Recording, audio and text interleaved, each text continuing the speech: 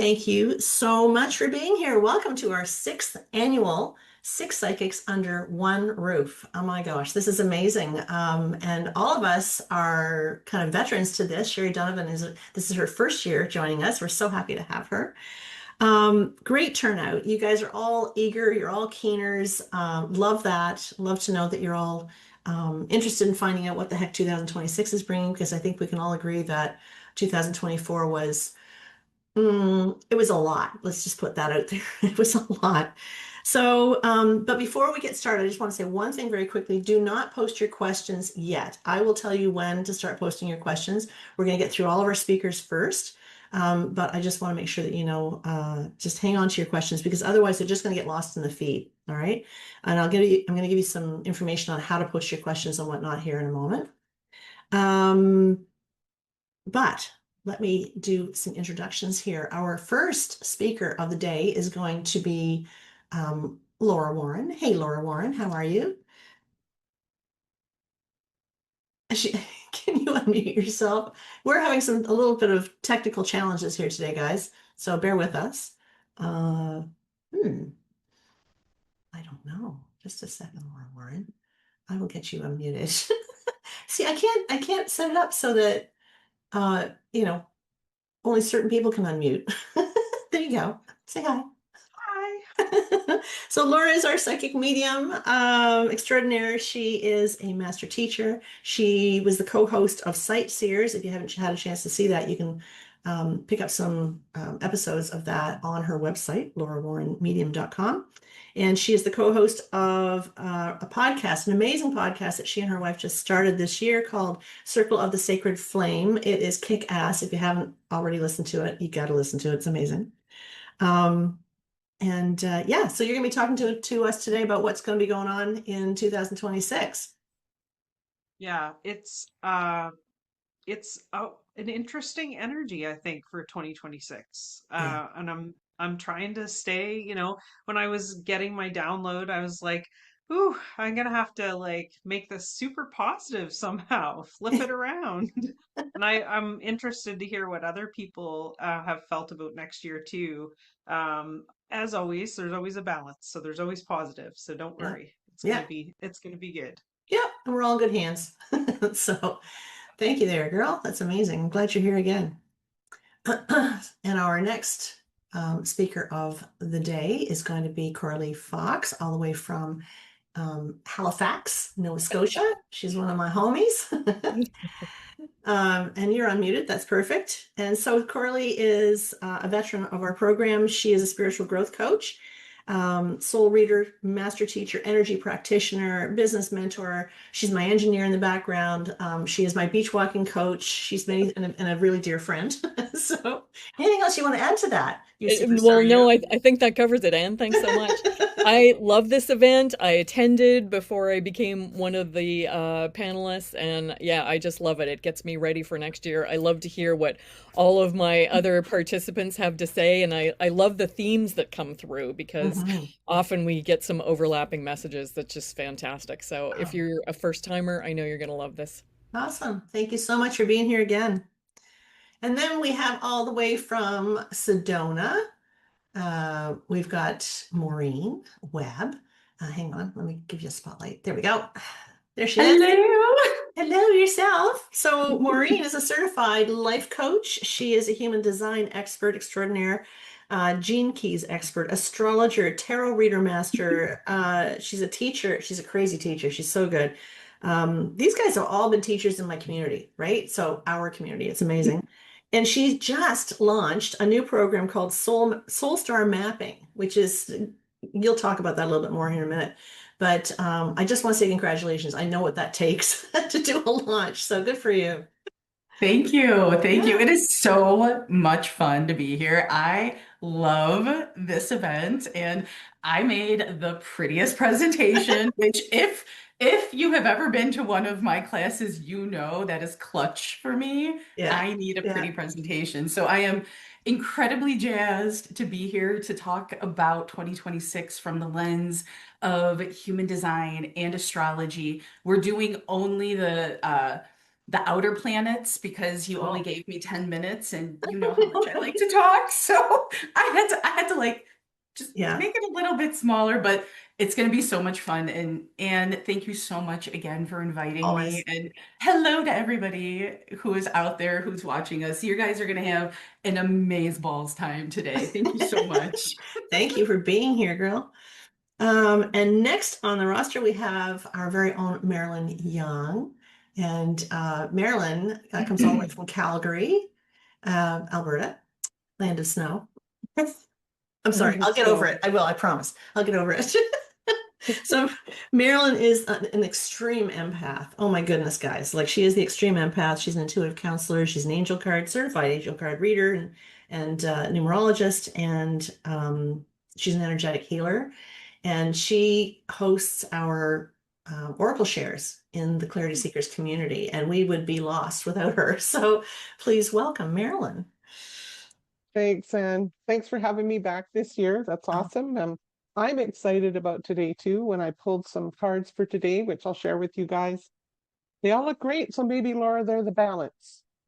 Maybe we'll balance each other out, which is good. So great to see everybody here, and I'm looking forward to giving you the messages from the angels and see yeah, how they're going to support us in 2026. So they thanks, always Anne. they always do. Thank you for being Yeah, here. I love it. yeah.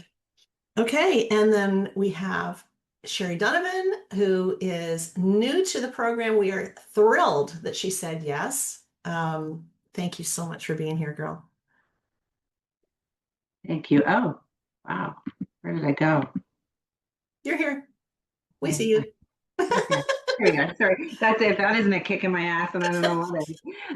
Thank you so much for having me. And I am excited to hear what everyone has to say. This is not only my first time as one of your panelists here, but it's also my first time participating. So I'm just, I know from what I've been getting for downloads for 2026. So I can't wait to hear what everyone else has to say Yeah. and the overlaps, the collaborations, and everything. So I'm just a little jazzed up myself for today, and I just a little vibrating on what's going to come out. And I think there's so much coming up, and I'm excited. Thank you for having me. Oh, well, we're so thrilled that you said yes. Like many wouldn't, right? Just I teasing. never know what comes out of my mouth, so I guess it was meant to be, No, that's why we needed you for comic relief. or But something. Sherry is an amazingly gifted psychic intuitive. She's a reflexologist. She's a pain management specialist here in Dartmouth, Nova Scotia, Reiki practitioner. She's a workshop facilitator. Oh my goodness, guys. If you have not been to one of her events with her sister, Lana Grant, the Healing Sisters, I'm sure you've seen them online. If you haven't, you need to follow them. They're crazy. And there's a big trip coming up to Portugal, which is coming up in the spring, isn't it? It's in May. Yeah. So they've got and I've had the privilege of not only teaching at one of their events, but also attending the event. And man, if there's ever a group that over deliver it, it's Sherry and her sister Lana. So thank you so much for being here. Really appreciate it. All right. So, each one of us is going to spend about 10 minutes sharing our thoughts on what's coming up for 2026, if that's even possible that we can do it. But we've all got our little handy timers. I'm going to be relying a lot on my notes because I got a lot going on that I'm trying to kind of watch too. So, forgive me for that. As I said earlier, please do not post your questions until we give you the go ahead. All right. So, Sherry will be our last speaker up today. So, after Sherry has done speaking, we're going to open up questions at that point. So when you're posting your questions, I want you to type the first name of the psychic you wish to address, okay? Followed by, and if you don't really care who gets it, maybe we just intuitively choose amongst ourselves who answers it, then just put in panel, okay? Just panel. And I want you to give some thought to the questions that you ask. Like, give it some thought before you post it, because you might only get one shot, right, at being able to address us. So make sure that you give some thought to it and keep it very short, not a big paragraph, not a long, just something really short and succinct. If it's a numerology question, I'd really appreciate if you put your date of birth in there. And rather than putting just all numbers, please write out the month. So March, M-A-R-C-H, right? Just make sure that that's in there. Given the number of people looking to connect with us, we're not going to be able to engage in full-on conversations with you. You will be muted. However, the time just doesn't allow for it. There's like 56 people in here right now, and more to come, I imagine. But you will be sent to a link to a really cool resource page after the event is over. Give me a little bit of time this afternoon to get that done. But there'll be a link to the recording that you can watch after the fact. And there's going to be access to each one of the speakers. Okay, so all of their website information is going to be there. Everybody has provided some kind of a bonus, right? So it's really worth your while to check out the resource page. All right, you give you a chance to connect with these guys and take advantage of the beautiful resources they're offering, discounts, all kinds of cool stuff. So we're going to try our very best to get to all of you, but like I said, just make sure that you make your questions really short and good. Okay, so let's talk about what's happening in 2026. This is me. I'm going to set my timer because otherwise I will go over. Somebody's gonna have to wave the pen at me. All right, great. Where's my stopwatch? It was here. Hang on. Bear with me, guys. There we go. Start.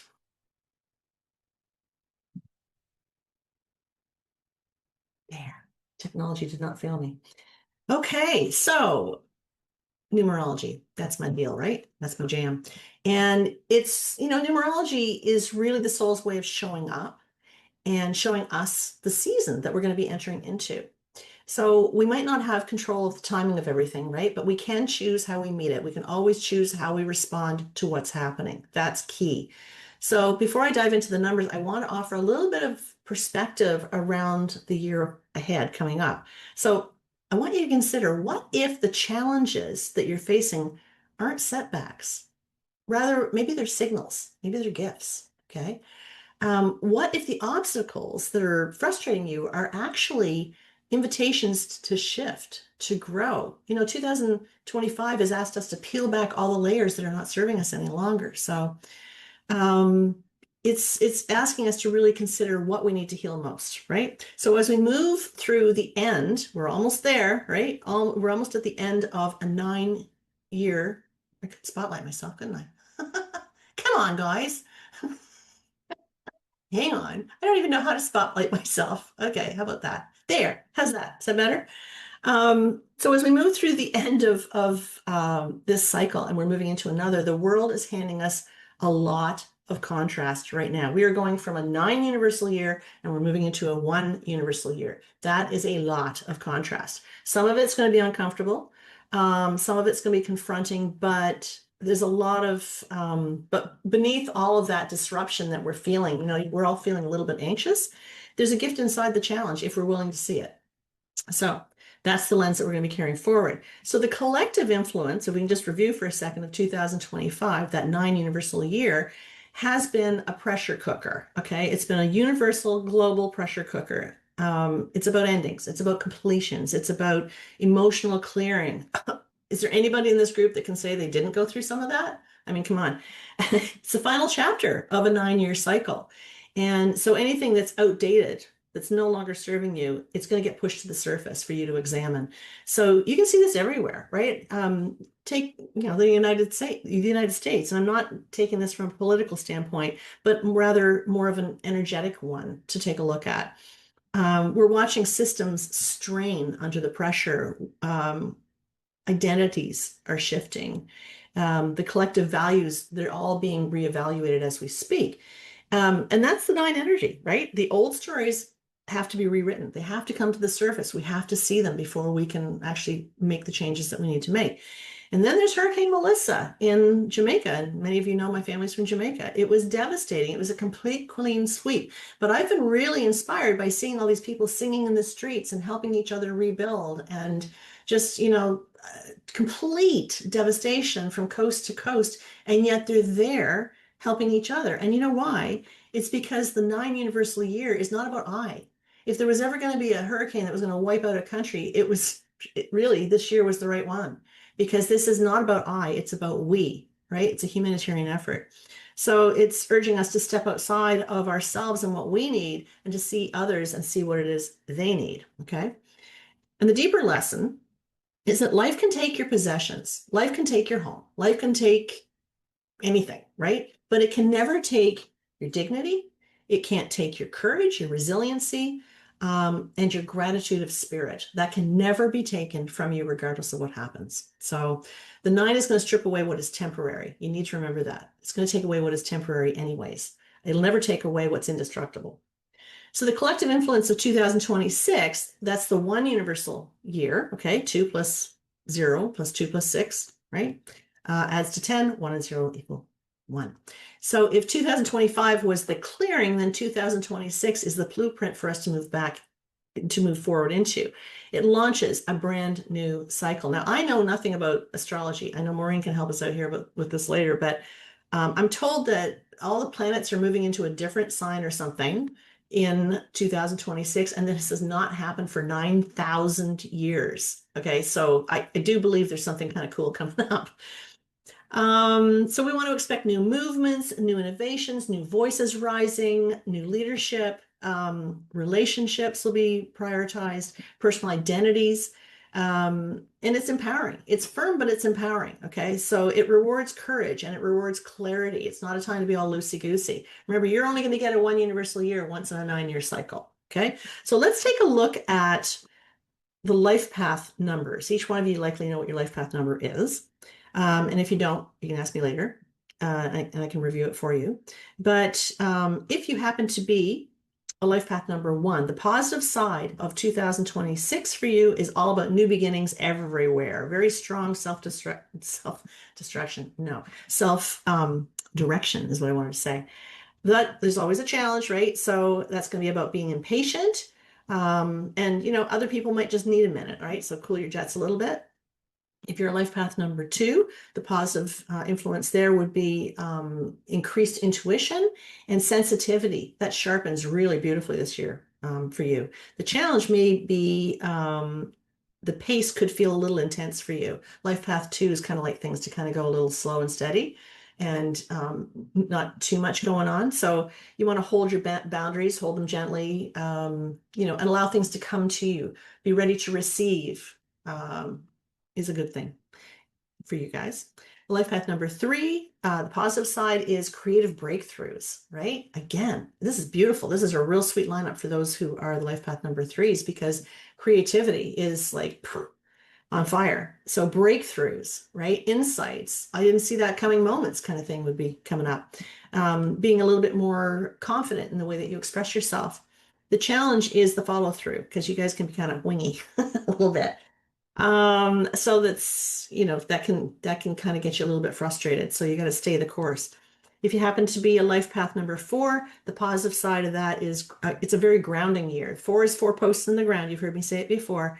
Building stability, building systems, taking a course, focusing on whatever it is you want to create and making sure that you are not focusing on what you don't want. You have to be very, very focused on what you do want. You've got the umbrella of the one shining on you saying, let's do this. Let's start something. Let's start a new foundation. So if you're life path 4, I expect this is going to be a very good year for you.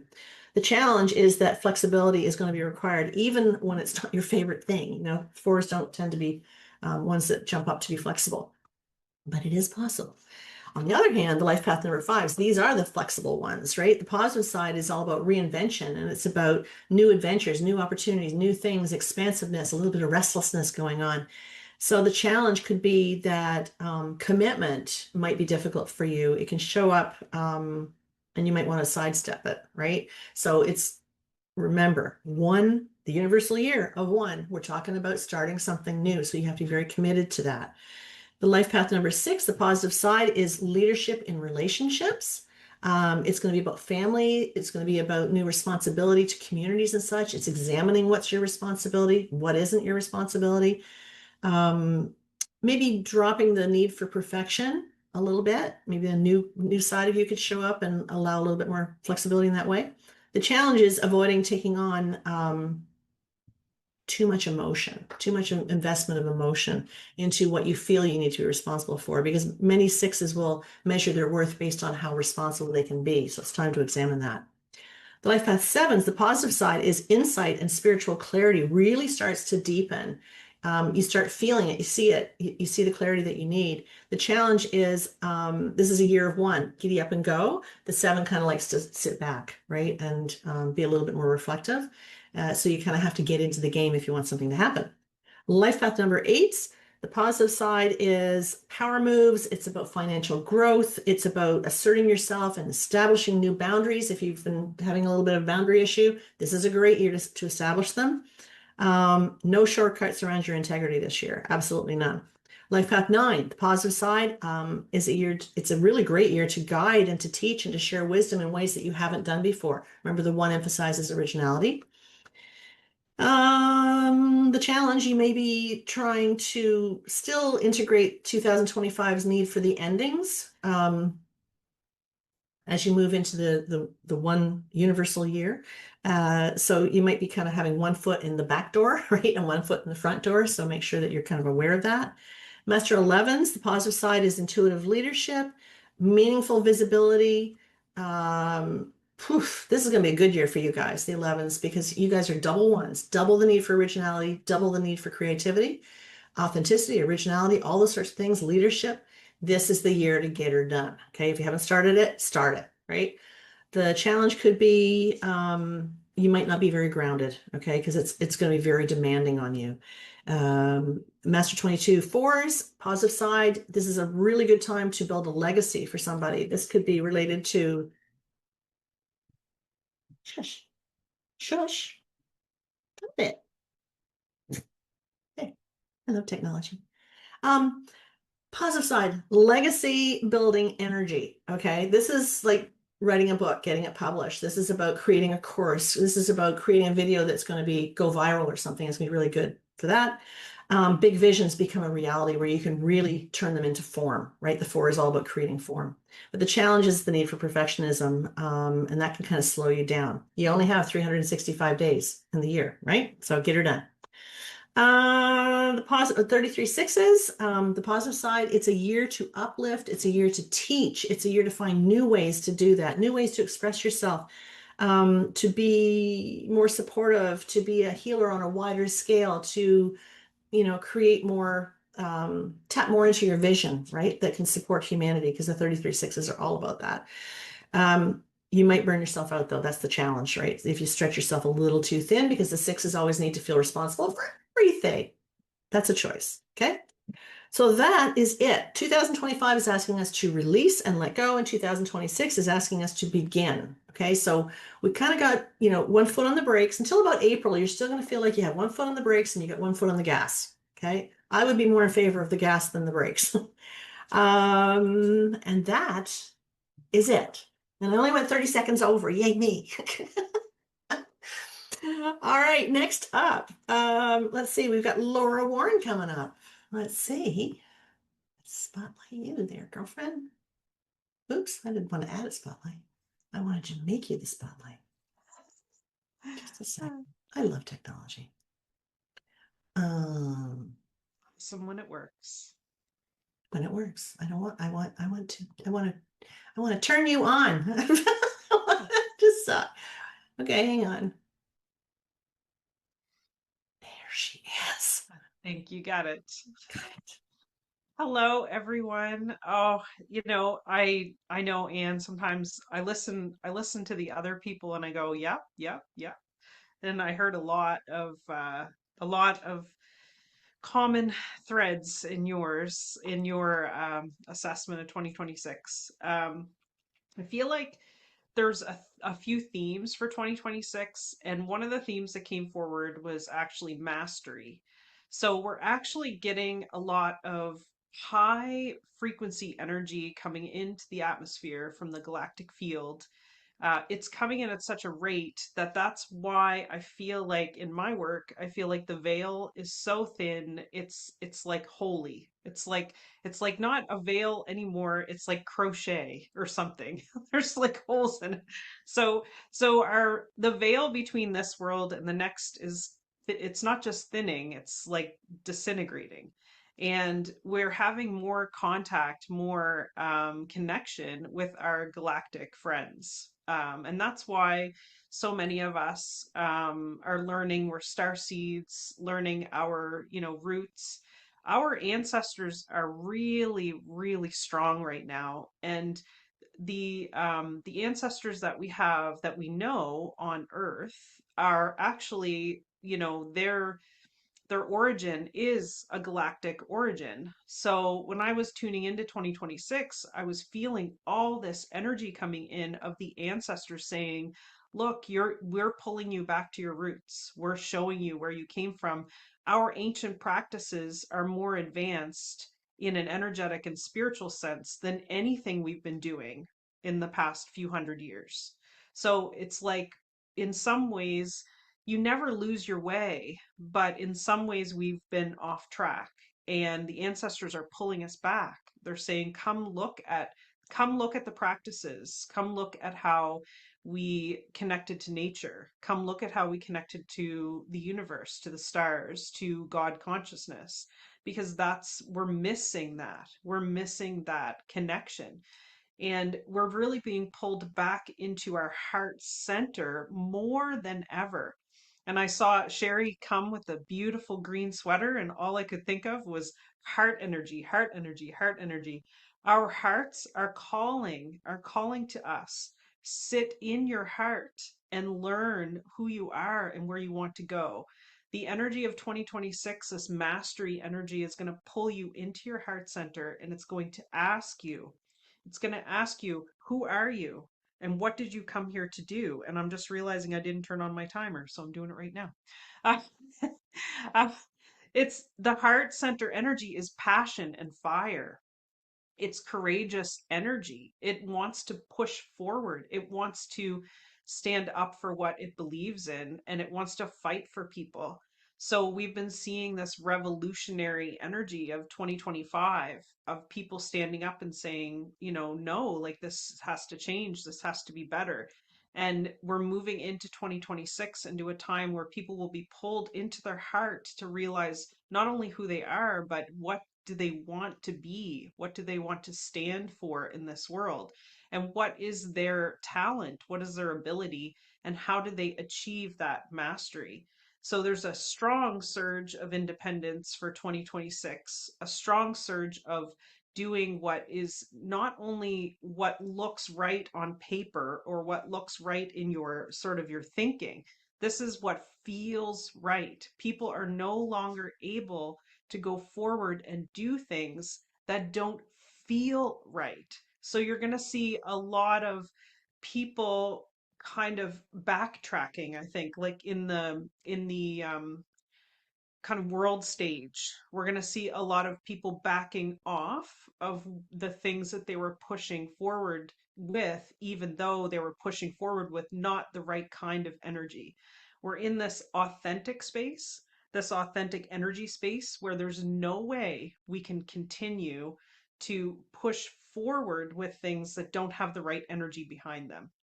So 2026 is going to show you sometimes how things are falling apart, and we have to be very careful to not fall into the place of worry that, oh my gosh, this system is falling apart.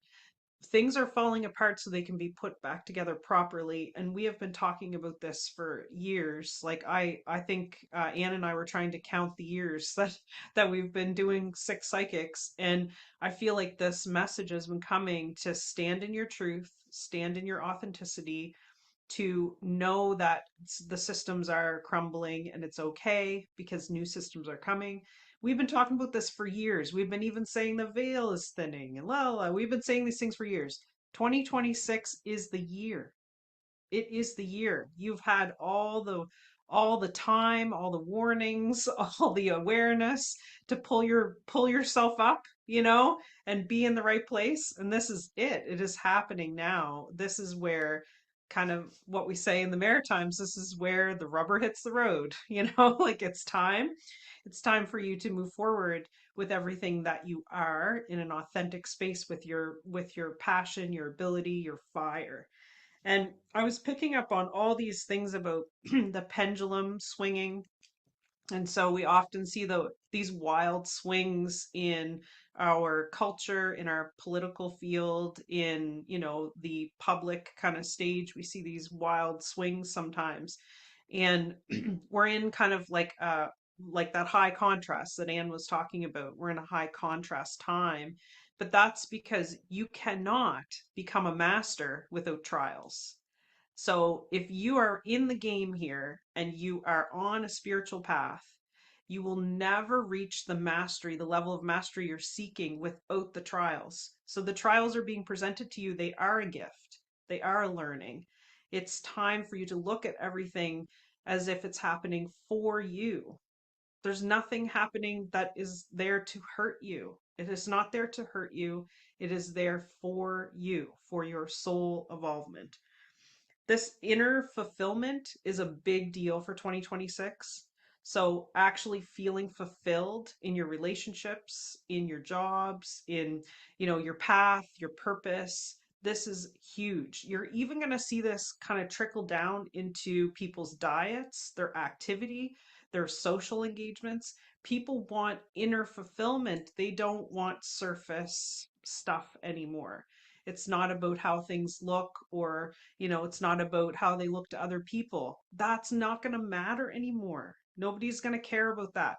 They're in the place where if you're really on a spiritual path, they're in a place where they really only want that inner fulfillment, that reward that comes from doing what you came here to do, what you are meant to do. Um, this thing about being in the heart. Being in the heart center is quieter. The mind is busy. There's all these thoughts and things going on, and people drop into their heart center and then they get nervous because they go, wait a second, this is too simple. There's nothing going on in here. I don't have any stress or worry. I do or I don't do. I like or I don't like, So dropping into the heart center is very different. And I think it's a good thing to talk about being in the heart center, what that feels like, because sometimes it's very quiet, but that doesn't mean that it's bad. It doesn't mean that it's a dark place. And if you're not getting the messages that you're asking for, to stay in the heart center and really listen to the whispers, listen to the heart, because the heart is always speaking to you, but it doesn't yell and scream at you. It doesn't give you ultimatums. It doesn't ask you to do something, like there's no like yes or no. There's no black or white. It's all the heart is only showing you feeling and saying it's your choice. Do you want to feel this way? Do you want to feel this way? Because I feel like some people dropping into the heart center for them might make them feel like everything is a little bit too quiet, or maybe it might feel like a stuck place or a dark place, and it's not. Really allow yourself to relax into letting your heart guide you through the next year. Because if you can do that, what will happen is everything around you can be enriched. So whether it's your work, your path, your relationships, your experiences, whether you want to travel, whether you feel like, you need companionship, really taking yourself into the heart center means that you delete all the noise. There's no noise, there's no second guessing. It's just a beautiful place to be. And it does feel different. And there's no distractions there. We have a million distractions in our life. We have phones and technology and social media and all these things, but that's all head work. We want to be in the heart. The heart doesn't always give you instant gratification. So we have to be used to being in that fulfilling, full energy. Okay, Anne. I, I, I think I just offloaded everything that was on my mind. Well, I was watching Maureen over there. I think she just peed herself a little. She got real excited there for a minute. I love you. Well, that really, really spoke to me. Absolutely. Yeah, thank you for that. That was a very, very powerful message. I love that. You kind of Well, had us you a know little what? nervous that it was going to be a I little was gloomy, but man, that was I know awesome. I was so worried because the energy felt so heavy, but I think it's because it's such a shift. Yeah, yeah. We're not using our heads like we used to, and we don't need to. That's the Mhm. thing. So it's such a different way of looking at going forward for most people, because everybody is all, practicality and logic, and the divine doesn't understand logic and practicality. The Right. divine is only about what needs to happen. And it doesn't matter how crazy it sounds to our human self.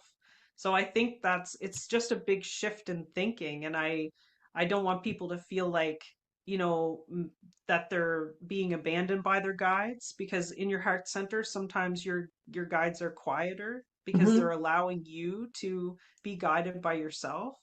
So there's a lot of things that happen in the heart center that's so different, and we can't use things in our environment to distract us anymore.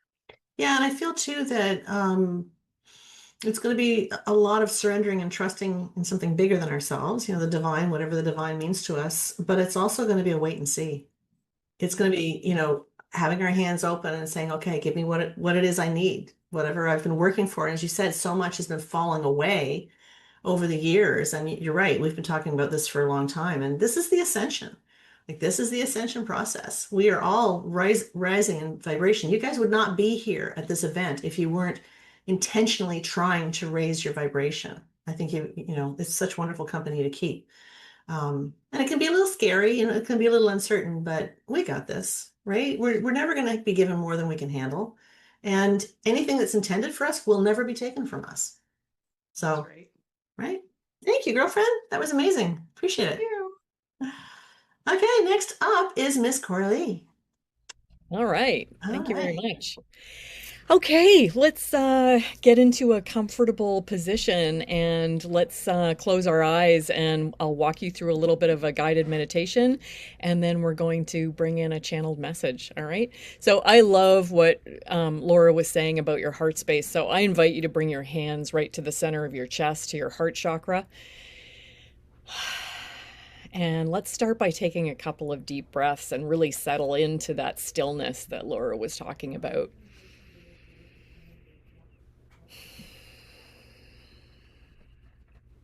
And I invite you to invite your own spirit guides and angels and elementals, any of your allies from the other side, to just come and hang out with us. They're already here, but let's gather them in close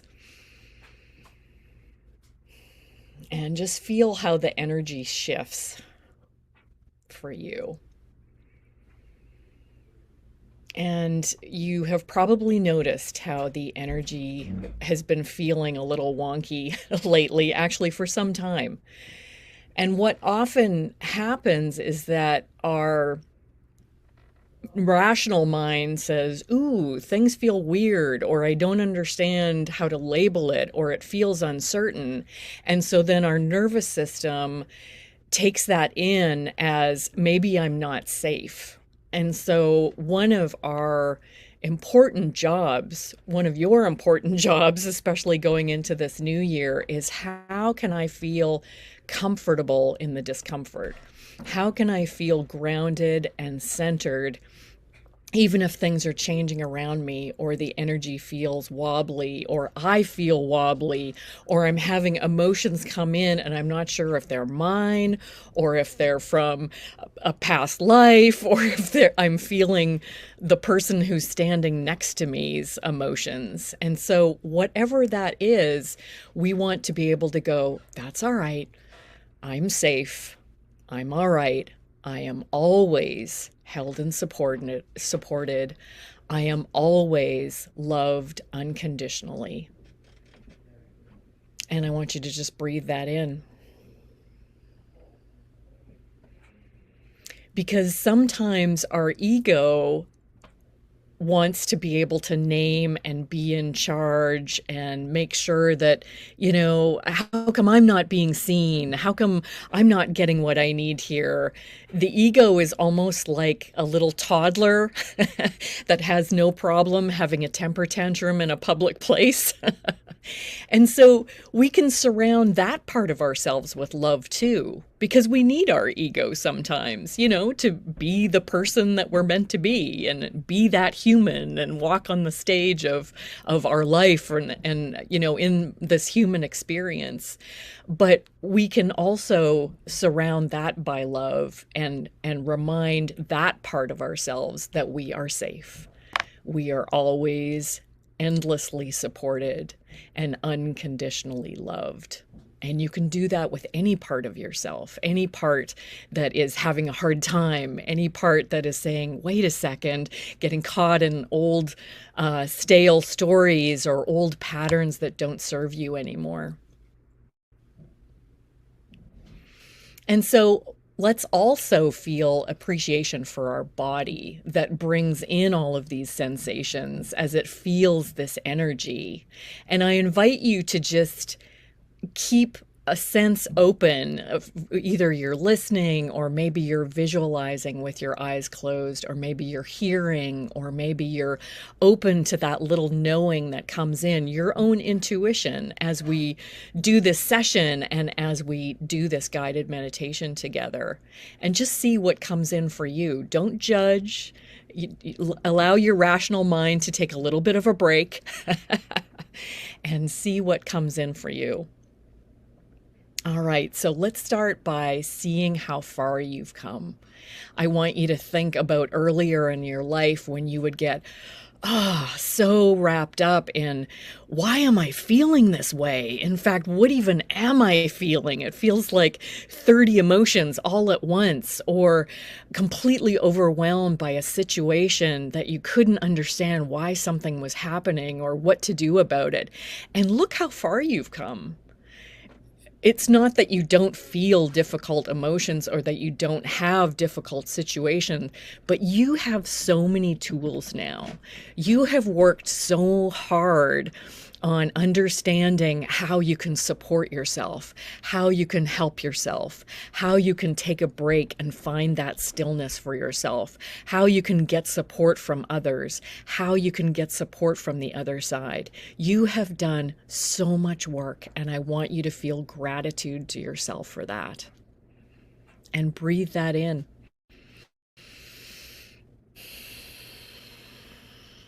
And trust that you have the skills and the tools and the knowledge to get what you need from what is coming in the new year. And it's not that you will stop looking. You might continue to find more tools and develop new skills and develop new abilities and deepen your intuition and deepen your trust and surrender and deepen your ability to let go of resistance. But do not lose sight of what you have done up until now and appreciate it, because you have worked so hard. And it is okay to rest. It is all right to rest and relax and take breaks. Your physical body needs that, but also your mental body, your emotional body. Our culture is so wrapped up in doing and knocking things off the list and being very busy and wearing that as a badge of honor.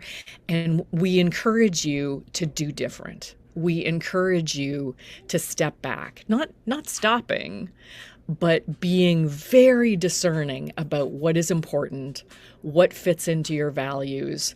What do you feel like doing? What would feel good to finish right now? What would be fulfilling, as Laura's word was, to complete and to have, knocked off the to-do list?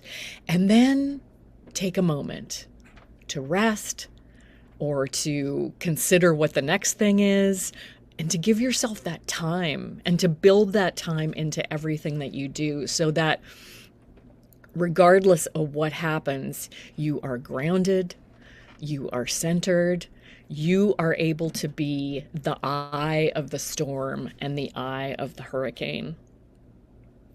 I want you to think about what you have left to let go of for the rest of the year and maybe a little into the beginning of next year. What patterns are you ready to let go of? Where do you get caught in old stories? I'm not enough, or I don't do enough, or I need to prove myself, or I need to be, seen and heard and valued in a greater way. What stories are you ready to let go of? And I want you to imagine a big oak door that you're holding the handle and you're looking through the doorway. And I want you to see that old story that old pattern, that old maybe pattern of people pleasing or over giving or overdoing or putting others first before you check with yourself. And whatever it is, I want you to push it outside that open door, and then I want you to close the door on it. We are closing the door on all those old patterns and old stories and old survival ways of being in the world that do not serve. And we are saying goodbye to it. We are releasing ourselves from the energy of those things now with our heavy oak door. And then I want you to do one more thing. I want you to open it again, and all of those patterns and stories and everything you let go of is gone. It's flown off in the wind. And then I want you to see or sense and feel what is on the other side of that door for you coming for 2026. What would you like? What would be fulfilling? What would feel good? What would bring you joy? What would make you feel like, this is what I was meant to be doing, or this is how I wanted to make a good outcome from this difficult situation, or this is how I want to be in the world. And I want you to see, sense, and feel it on the other side of that door. And then I want you to take a deep breath in, and then I want you to walk through that door.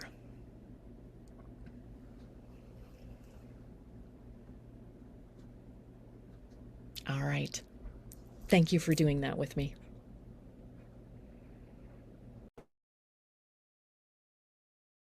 Wowzers. That was fun. Thank you for that. Wow, what a great way to prepare us all for 2026. I love that visualization, Corley. That was amazing. Why are you muted? I want you to talk to me. There. Sorry, I muted myself. No worries. No, seriously, I wanted to say thank you. That was really, really great. And I think it was something that was very, very necessary to kind of set the tone for all the information that we're taking in today, to be able to actually, whatever we're going to take away from today, to be able to apply it in that way. I could literally see myself opening this door and standing out in front of just the sky, like the sky's the limit kind of thing. All right. Very, very open, very blue, very sunny, and not having any fear whatsoever. So wow, that was really cool. Thank you so much for that.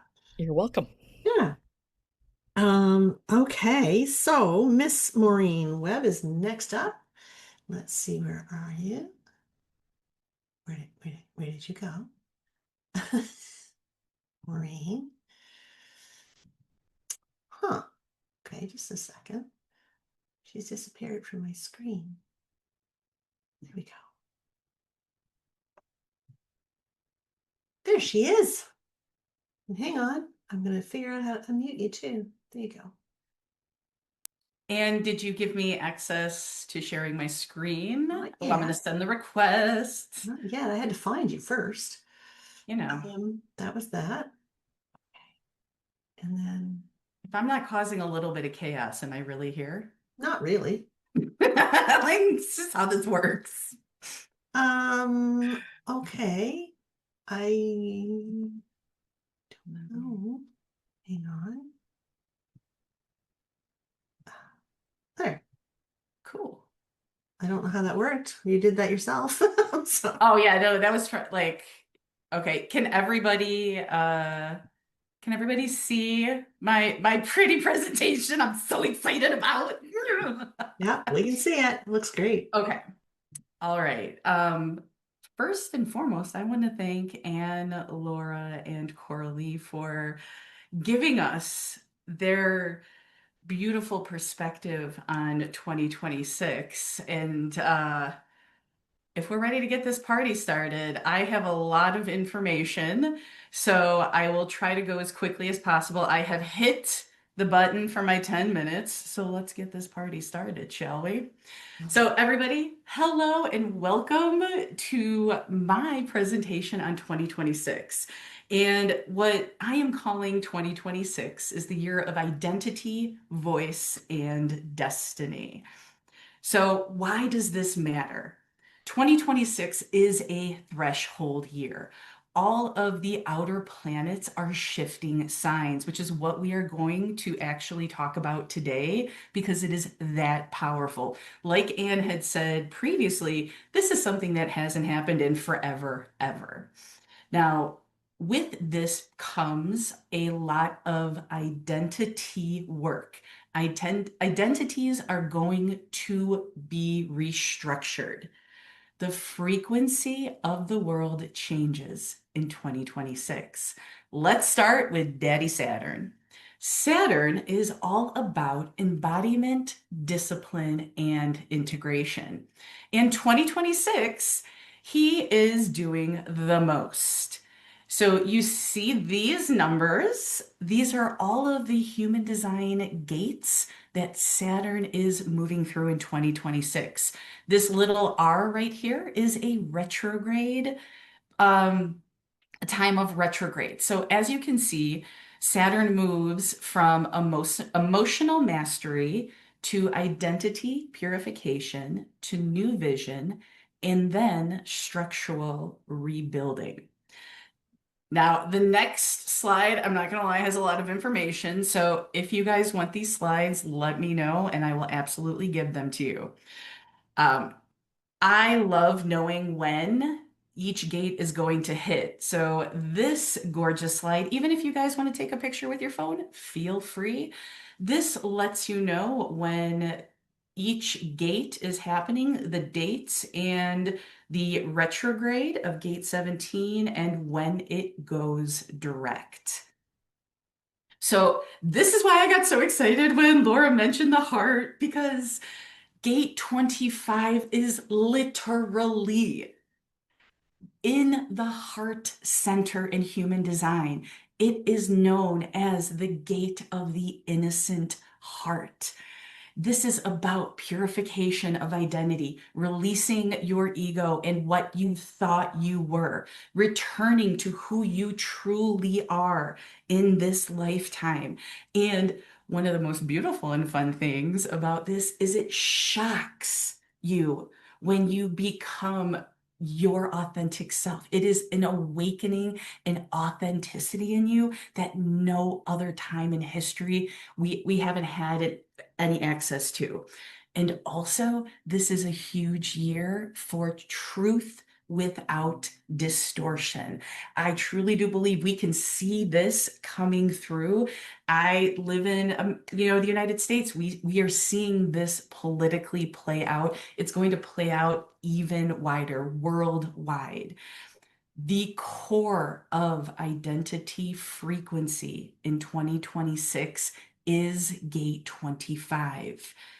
Everything else that you do unfolds from how well you can hold the energy of gate 25. Now, it's not only Saturn, oh, it's Neptune. So Neptune in 2026 also is starting out. We are actually in gate 25 right now. We are in a retrograde. It retrogrades to 17 for just a little bit. I'm going to give you the calendar of events in the next slide. And as you can see, he's in it for the long haul in 2026. I'm so sorry. Neptune is about dissolution, spirituality, and your soul's truth. We move in 2026 from identity purification to dissolving old perspectives to rewriting our beliefs so that we can have deep soul unraveling and we then rebirth our true self. No pressure. It's totally cool. It's going to be great. It's going to be fine. It's going to be so easy. I'm so glad I can't see anybody's face.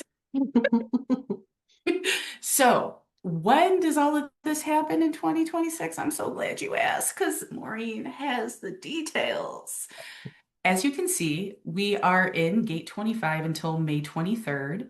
We go into gate 17, hit 17's retrograde, go back into gate 25, and then he's retrograde for a bit. And then starting December 13th of 2026 goes direct again. So this, I really do believe, especially because Neptune has the ability to kind of cloud our judgment, this is going to be 2026 is going to be an experience where we finally take off the rose-colored glasses and see truly how people are in their hearts as well as in our own hearts. Are we ready for Uranus? Are we ready for Uranus? Oh my gosh, I just lost my timer and I want to make sure that I get through everything. I got 4 minutes left. All right. So, Uranus. Uranus is all about mutation, disruption, and awakening. Now, Uranus, even though he's only going to be moving through 2 gates, he's kind of a big deal. Kind of a big deal in 2026. This is where we move from our authentic contribution of gate 8 to the embodied expression, then presence in that truth, and then we end the year refining your voice and leadership. You want those dates? I can already feel it. Bam! Shazam!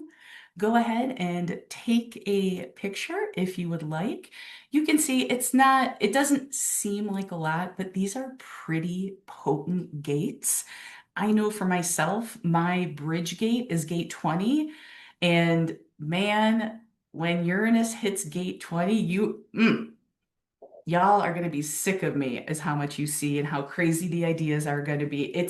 I am so, so excited about this because there is a sense of adventure in Uranus's travels through gate 8 and gate 20. These are Gemini gates. This is going to be, I personally believe, like, it's going to be so much fun.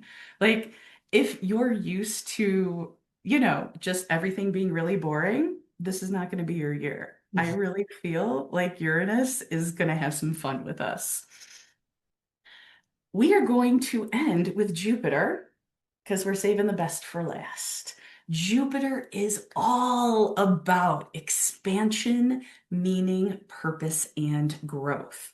Now, as you can see, he also does way more than all of the other outer planets.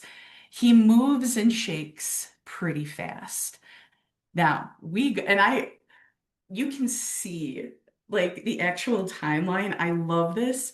We go from preparation to new cycles. This is where we're starting 2026, to the expression, to becoming the leader we know we are. And then we reflect, and then we know direction, and then there's clarity. Oh my God, I love this timeline for Uranus. It makes me so happy. And Jupiter expands the path you are becoming. Are you ready for those dates? Because you know I got it. Now, because Jupiter goes through so many gates, I kind of just brought it down into 5 main pieces of Jupiter's journey through 2026. We start out with the retrograde and we go all the way through. We go direct. We have a mid-year expression, purpose, and clarity, and then finally devotion. Now, I got 45 seconds. How do we integrate this? Saturn cleans the structure. Neptune cleanses the soul. Uranus rewrites our voice. And then Jupiter amplifies our path. 2026 is alignment from the inside out. One final thing. I want you in 2026 to trust your authority, to honor your voice, and to follow the path that expands you. Thank you so much for being here. I think I actually did it in 10, right now, 10 minutes. Yes. Okay. Sorry, I got a little excited about that. So yeah, here we are. So I did it. I did it. I think people, you're witnessing your first Christmas miracle. That was I amazing. I always love it. go over time. I don't know how this No, you did a is great job. a You know Christmas what? miracle. That Woo! Maureen has, if you Okay. guys have not spent any time with Maureen, you're really missing something here. Look, all the hearts coming up for you. Um, you're really missing something. She's been teaching in our community for the Clarity Seekers community for quite a while. And I just, from the day I asked her to do it, she's like, no, she's kind of a little bit, but she's blossomed into this like supersonic, amazing teacher who is just so passionate about her craft and knows how to break it down so everybody you might not get all of it, but it wasn't too foreign. You know what I mean? So Mhm. really, you do need to follow her. I did make an observation Yes, ma'am. that I want to talk about for a second. Gate 25. Okay. Yes. I So love it. yeah, well, the numerologist in me says I got to talk about that. So to me, that means patiently learning how to receive and Mhm. accepting the change that's imminent. Yes. Would you, is So that when fair to we say? Yeah, so when we take a look at gate 25 from the lens of the gene keys, it's Mhm. three different frequencies. Yeah. It is the shadow, the gift, and the divine essence. Yeah, that's the seven. In the shadow, it is constriction. Mhm. So many of us are just so tight. We don't want to like go out into the world. We want to be held by our limitations, right? Like Yeah. because it feels safe, right? Yeah. And we just had Pluto leave the gate of limitations. So that feels comfortable. But we are being asked in 2025 to love ourselves. Because when we love ourselves and lead with our heart, we then connect to universal love. Yeah. And in my mind, it's like one of those light brights. As soon as you connect your heart to that light bright, it glows. And then the one next to you, oh, somebody else, their heart, boom. And then all of a sudden, This guy. everybody is lit up and we're all collectively moving forward to a higher frequency.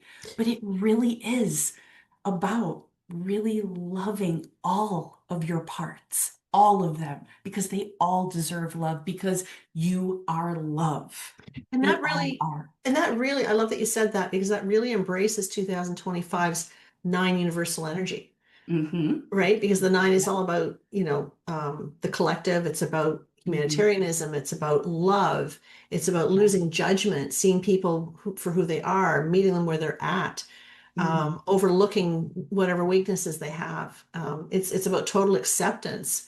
But in order for us to be able to accept another, we have to accept ourselves first. So that's been a lot of what's been going on in 2025. So I really feel that you nailed that. Thank you for that. It's You amazing. are very welcome. Thank you for having me. This was like the best 10 minutes of my day.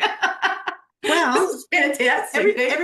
everybody's asking for the slides. So is it possible for you to send me the Girl, you know, all you presentation? got to do is ask, and I Just will did. absolutely send them to you. Okay, and 100%. thank you, hon. And You're I will welcome. attach that to Maureen's information on the resource page that you guys are all going to get after the fact. All right. Awesome. Thank you, Perfect. That's a real Pam. treat, guys. Thank you so much there, girl. And the next one up is Ms. Marilyn Young. There she is, live and in person. And let's see if we can get you unmuted. There. I'll have this figured out by the time I get to Sherry. There. Can you hear me now? I Good. can. Well, good luck trying to share the screen because I really don't know how you're doing that from behind the scenes. I'm gonna try and share here and get my presentation going for you guys. There. Can you see everything? Yeah, there you go. Perfect. There we go. So, welcome everybody. Good to see you. And we're going to talk about the 5 pillars for 2026. And these pillars came to me through a friend who channeled Archangel Metatron. And he said, you got to talk about these 5 areas. So who can argue with Archangel Metatron? Not me. So I'm going You to can start try. my timer. And here we go. So the 5 pillar messages are brought to you from the Angel Wisdom Tarot that's by Radley Valentine. And then Archangel Michael popped up the other day when I was doing this and he said he has a bonus message at the end. So we'll see what he has to say as well. So the first pillar is that of health. And our card for that is the 6 of air. And when we first look at it, it looks kind of scary, like they're escaping from a really dark time, which is true because the card itself says this year we are moving into the end of challenging times. Things are looking up, and it actually even says the end of depression or an illness. And this is related to yourself and your family members and the impact you have on each other. So you can see that they're in their boat, they're moving forward, and they're moving on water, which is representative of emotions. It's nice and calm, so emotional issues will resolve this year. There'll be relief from physical pain. And as the card mentions, it'll be a welcome relief in finding our way to a peaceful place, especially emotionally. And the one thing that stood out for me was that swan on the front of the boat, the swan boat. And right away, Spirit said the symbolism of the swan will carry us forward this year. And the swan symbolizes faith, surrender, and trust in spirit, and gratitude that life is precious and a sacred gift. So really trusting that Spirit is supporting us in our movement forward around health and health issues. And then they popped in and said, well, there's also an ugly duckling analogy. So here, so they're saying, remember the story, the ugly duckling had to go through some pretty hard times. Look what he grew into, a beautiful swan. And that's us working through our health issues to come out to the beautiful life that we're meant to live. And this is also the air suit, which is about thoughts and ego. And those swords on the right-hand side of the boat in the water, Spirit said, those negative thoughts are laid to rest. And what's going to be moving us forward is that oar in the water on the feminine side. So moving us through emotion with the divine feminine. And that's about staying heart-centered, which I love everybody's been talking about so far, because that's also a lot of the messages that I was getting as well. It's card number 6, so we're talking about responsibility for ourselves, for our own growth. And if we're worried about family, Spirit said, stay in your own lane. Their time will come to make the changes that they need to do on their own divine timing. And when you're making decisions about yourself, Spirit mentioned, look at the big picture, make decisions based on your needs and not others, not that external noise, to stay heart-centered. And this card is also related to Archangel Gabriel, who helps us with motivation and being creative to move forward. So our next pillar is relationships, and our card was all about renewal, and this is relationships with ourselves and others. It's a time to head into a new direction. And that direction has already been mentioned. It's our spiritual alignment. So we're moving into our new us, and even the word authenticity came up, our new authentic selves, where we get clarity on our life purpose. And in our heart, we know what to do. So that being heart-centered is so important. Other relationships that in the past we've let go of, or they've been lost or changed, have created a void, and that void is going to be filled this year with new relationships that are more aligned with us. And some old relationships that have healed just as we have may circle back, because now you'll be more aligned with those people. Forgiveness for self and others is also important this year. Reviewing that past with Archangel Jeremiah helps us see what we need to change with compassion and forgiveness to move forward. And the family in this card is telling us that it's not just partner relationships, it's relationships with everyone, friends, family, etc. We're all connected. So when we change in that relationship with ourselves, there's that ripple effect to others. And we're also asked to be a role model for children this year. So as we move into self-love and compassion, the kids will see that as well. The other thing that Spirit brought up is this family is standing in a valley between two hills, and they said, this is about neutrality. This year we will be feeling more into ourselves, and we won't be having that judgment that might have been coming up about other people, about ourselves, about situations. We'll just be a little bit calmer and more neutral about everything. This is card number 20, which speaks to partnerships and the support from the divine. And the most important thing is to believe about ourselves and our dreams. And again, it's Archangel Jeremiah that's helping us do that. Our third pillar is about finances. And lovely to see the Empress here, because she's all about abundance and prosperity. So it's looking like a really good year because the Empress has it all. And she's saying, take some action, give birth to your dreams. Creative projects are going to be very successful. We've heard about creativity already. She's holding that beautiful unicorn, symbol of magic. So nurture your baby, your projects, work your magic. And you've got support from the divine feminine. That gold shield down at her feet is telling us that the divine feminine is supporting us with her compassion. And the trumpet is telling us that we're going to be announcing new beginnings, new project, even new businesses. It's card number 3, again, about creativity and communication. And in angel numbers, it's telling us that our spiritual team is behind us. And so they said very loudly with this card, so get your creative juices flowing and get going. And again, it's Archangel Gabriel who supports us with creativity and motivation to get things done. Our 4th pillar is career. And this is the Knight of Air. And he is like full speed ahead. Lots of things are going to be happening very quickly with career and job. And his red cloak and the unicorn are telling us integrate your passion, your magic, your spiritual perspective into your career and your work. It's time. You've done a lot of that growth. So you will be able to do that. This Knight of Air is decisive, focus driven, and sometimes a little bit defensive. And he really wants to go out and save the world. Very, supporting justice and making things happen. So Spirit's just saying, don't bite off more than you could chew. Take your time and do what you're meant to do.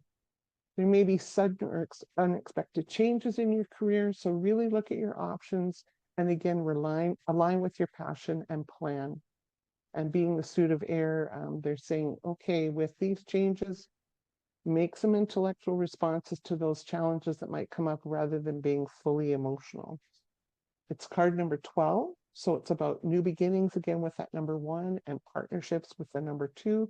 And the number 2 is also telling us don't stop believing in ourselves. And again, they add up to 3. So we're getting another message about creativity being really important. Our last pillar is about self-growth or spiritual growth, and it's a 2 of water. And it may look like a relationship card because it talks about falling in love or the resurgence of a romantic relationship. But this is also about spiritual alignment with those that we have relationships with and unconditional love. So again, being very heart-centered with the people that we connect with and that we're more spiritually aligned with. And being heart-centered, Spirit saying, as we grow, don't give up on the people you love. They will travel down their path in their divine timing. And forgiveness, again, is mentioned. The end of challenges is coming with that forgiveness as well, working from your heart. This card's also telling us it's time for our spiritual gifts to grow and exchange those gifts, learn our lessons around respect and understanding, and allow ourselves to give and receive this year. And I think Coralie was telling us about that. And again, that cherub is telling us that we're being supported by our spiritual team. The male and female symbols there are talking about the balance of the divine feminine and masculine coming in. They're equal, they're sharing, and they're intertwined. And Spirit said, definitely, love is the key to growing both of those pieces in us as we move forward. The house in the background with the straight path towards it is our spiritual path. And we're moving forwards to our home, our true, authentic selves. Spirit says it isn't windy because we've already weathered the storms to get there. So it's a beautiful, straightforward path. It's card number 2. Again, don't worry, believe in yourself. And Archangel Raphael is the helper here. And as he helps us with healing, he reminds us that healing brings in spiritual growth. Our last card, our bonus card from Archangel Michael is change is coming. Now, don't get scared. Change is good. But he's saying, hang on to your hats because there's going to be lots of new opportunities, lots of new beginnings. And this is a time of joyous opportunities. Good things are coming. And he's there to help us guide us through the changes that are coming. He says, we've already done the work. Now it's time to reap the benefits with all of those new beginnings we just talked about, moving forward with each of those pillar areas. And he's saying that rainbow of opportunities, there is a rainbow of opportunities to grow and find happiness. And as we've already heard today, I love the synchronicities. We all get similar messages. He's saying, be open and you will see those opportunities coming to you. Keep your thoughts positive. Turn down the volume on the chaos around you. Stay in your heart, because that's what's going to find those positive thoughts. And he's saying, work with your intuition through the number 7. Trust in a higher power to move forward. And he's saying you are on the right spiritual path. And that's all of the messages. Wow. That was, were you talking just to me?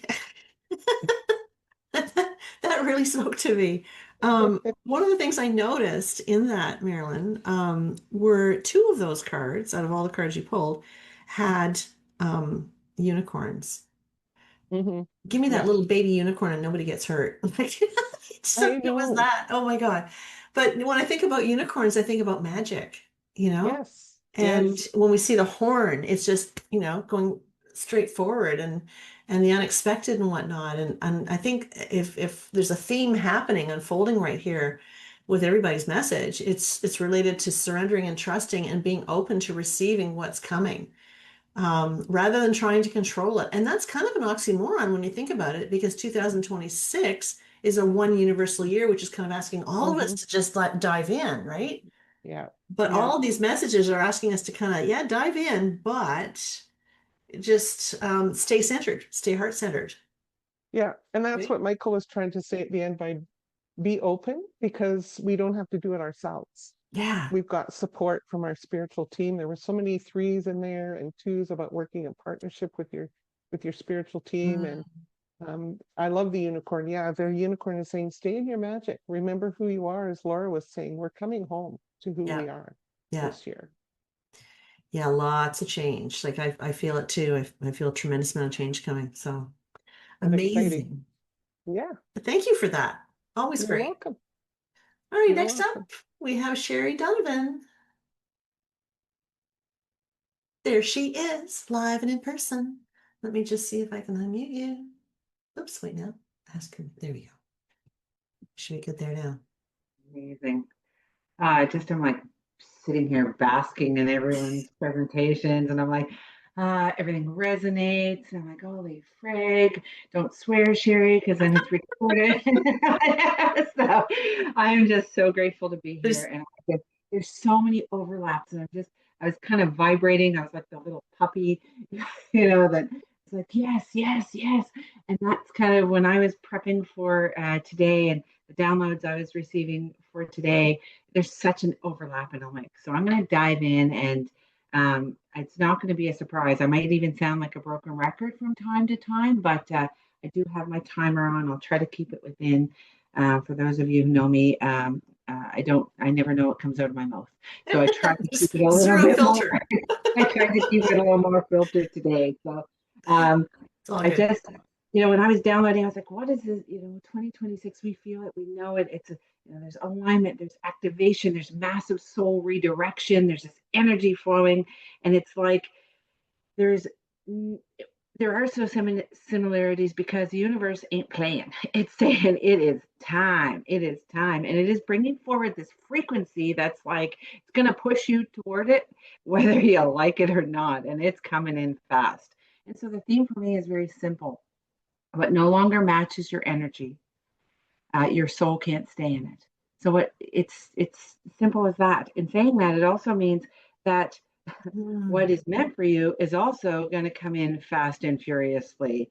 And it's like kicking down that door of, from the very first few weeks of the year, it's going to be like your energy is coming in almost like a spiritual earthquake of sorts, because it's shaking things up and it's going, okay, if there are some misalignments in your world, we're gonna make you see it, because it's not gonna be a subtle year. If you do feel like sitting back and having, watching it all unfold with your popcorn, put that shit away, because that's not gonna be healthy for you anyway. And I think I can't remember who talked about it. It's like an inside out kind of experience too. Everything is getting shaken up, and energetically, the overall energy of 2026 is all about this powerful reset, and it's so beautiful. I'm like, I hate to wish time away, because I don't, because everything is meant to unfold when it's supposed to. But I'm like, oh my gosh, this is so great. Can you see it? Can you see it? I can feel it. And it's like the universe is taking this great big kind of eraser on some of the bad shit, even though it's all going to be there. It's just going to, it's almost like giving you this clean slate of sort to reset and restart internally and externally, though. So it's all about, it's both. So if we think we can hide and we think that we can shove some things aside, no, don't even get that out of your mind, because you're going to see old identities falling away. And not in a painful way, though, because I was a little scared as well. I think Laura had mentioned I was a little frightened, like, holy fuck, how am I going to say that without, oh, sorry, Anne. More in this liberating way, right? This liberating way.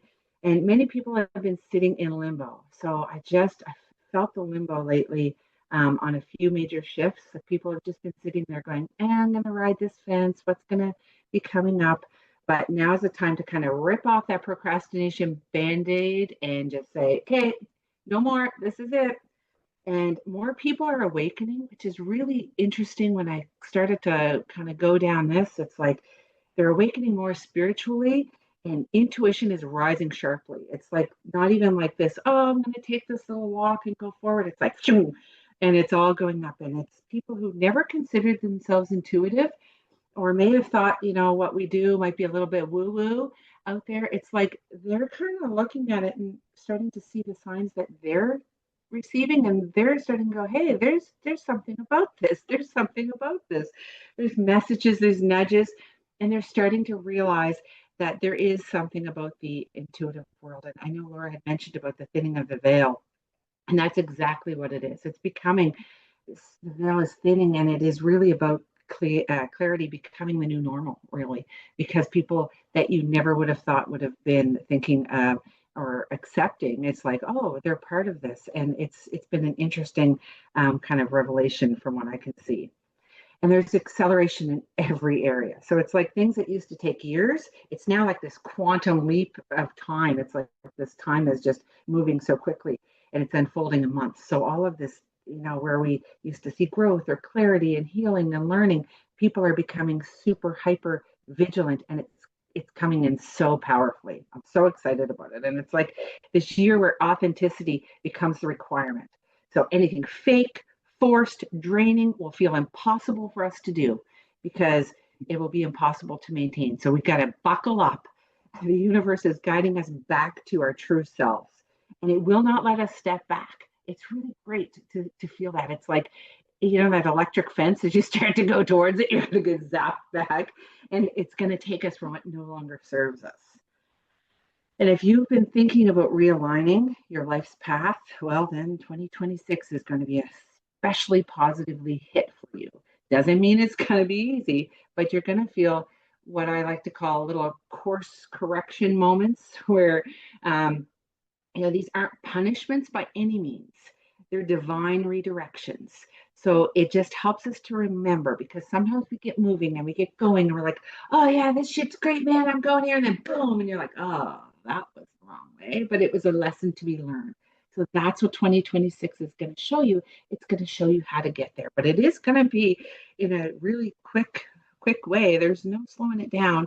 And there could be some really divine redirections, like a job ending. There's surprising shifts, surprising realizations. So these are all ways for the universe to show us that they're making room, they're making space for all these amazing things that you have to come, because they're coming in, and it's like makes me jittery. I know my grandmother's here with me, because she always did this with her hands, and I can feel her. She's just she was a beautiful human. She's a beautiful part of my dream team of my spirit guides. So she's here today. And this doesn't mean you don't have to put in the effort. What it means is that the effort you put in is going to be rewarded, and if it's with true intention. And so what's in alignment, what's in purpose is really important. So keep your foot on the gas pedal of intention. That's critical. Keep your foot on the gas pedal of intention, because you're going to need it. People are going to be leaving relationships, careers, locations that don't match who you are becoming. So it can be a bit frightening. It can be fearful. Like Marilyn, you said, change can be challenging, and it can be something that we fear. But people are stepping into things that they never expected this year. New passions, new soul roles, new versions of themselves. I'm like, oh my God, I can't wait. And this is going to be extremely noticeable from mid-January till April. I'm like, whew, it's going to be ramping up quickly. And this is also the year where intuitive gifts, people really recognize them. So they're going to start that sudden knowing, that sudden listening of messages. They're going to see things, they're going to feel things so critically close to them. And so when you step into that soul work, when you really kind of, I love that rocket that just went up through the screen because that's what it feels like. It's like when you finally step into your soul path, it's like it's going to take off, even if you didn't really know it was going to go that quickly. So when you are with some really critical, listen, it has to be with intention.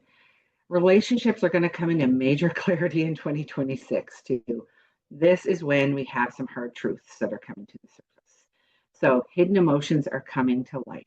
Again, this is that getting the shovel out and unburying all the shit that's built up over the years. So it's time to move away. People are either going to grow closer than ever, or they're going to part ways, but it will be peaceful. There's a lot of peace surrounding that. So things that are supposed to kind of move on are going to move on, but it's not going to be like with, a lot of negative energy. It's very peaceful. It's knowing that the chapter is complete is what's coming up. Family patterns that have carried through generations are beginning to dissolve. Old roles and expectations are starting to fall away. So that was a really kind of a interesting one for me because you'll notice that there's more honesty and fewer masks. And so that means it's an overall desire for this deeper connection. It's like people don't just want this fluffy shit anymore. People don't want fluffy shit. They want you to dig in. They're like, fuck this. I'm done with that. I'm not going there. I want you to tell me what it is and tell me how it is and tell me why. And so the soul family connections rise this year, and it's more about the family you choose, right? It's all about the family you get to choose. People who are meant to walk with you are going to appear quickly, and they are going to feel instantly familiar. And so that is especially clear in March and April. And it's like this light bulb goes off. I know I'm almost running out of time, but I'm going to go for just another minute, and I'm sorry, I can't stop. Career and money are a huge part for many people. And it's a shift out of survival jobs now. So people are getting rid of the shit that doesn't serve them. So these things that don't create passion, they're not purpose-driven work, they won't settle anymore. And it's going to have this little inner voice of fear and uncertainty. That's okay. That's okay. Just hear it, thank it, and know that it's like little things that you've always accepted are like nails on a chalkboard now.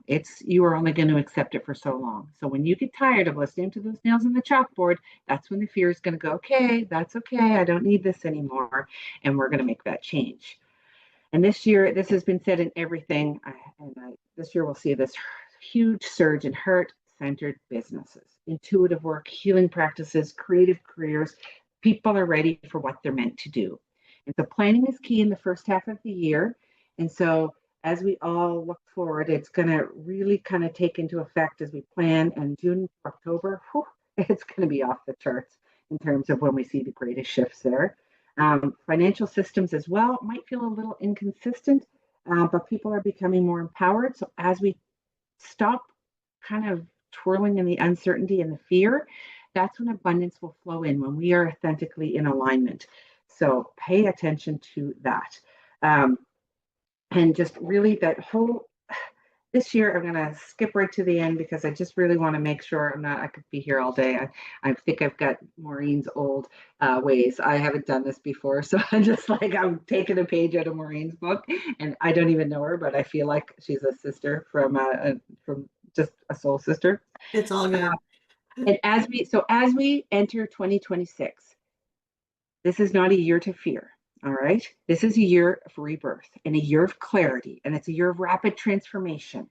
So everything that happens, everything is guiding you back to your highest power. So remember that, and in the right time this year. If you trust your intuition, let the universe help guide you. And 2026 is going to become the year your life expands in the most beautiful ways. But remember, this year is saying, wake up, step up. The version of you that you've been postponing for so long, it is now time. So 2026, as scary as it can be, holy shit, let's rock it. That's all I got. Freaking love that. You talking to me? It's all of these messages coming in are just so poignant and so meaningful. Thank you so much for that, Sherry.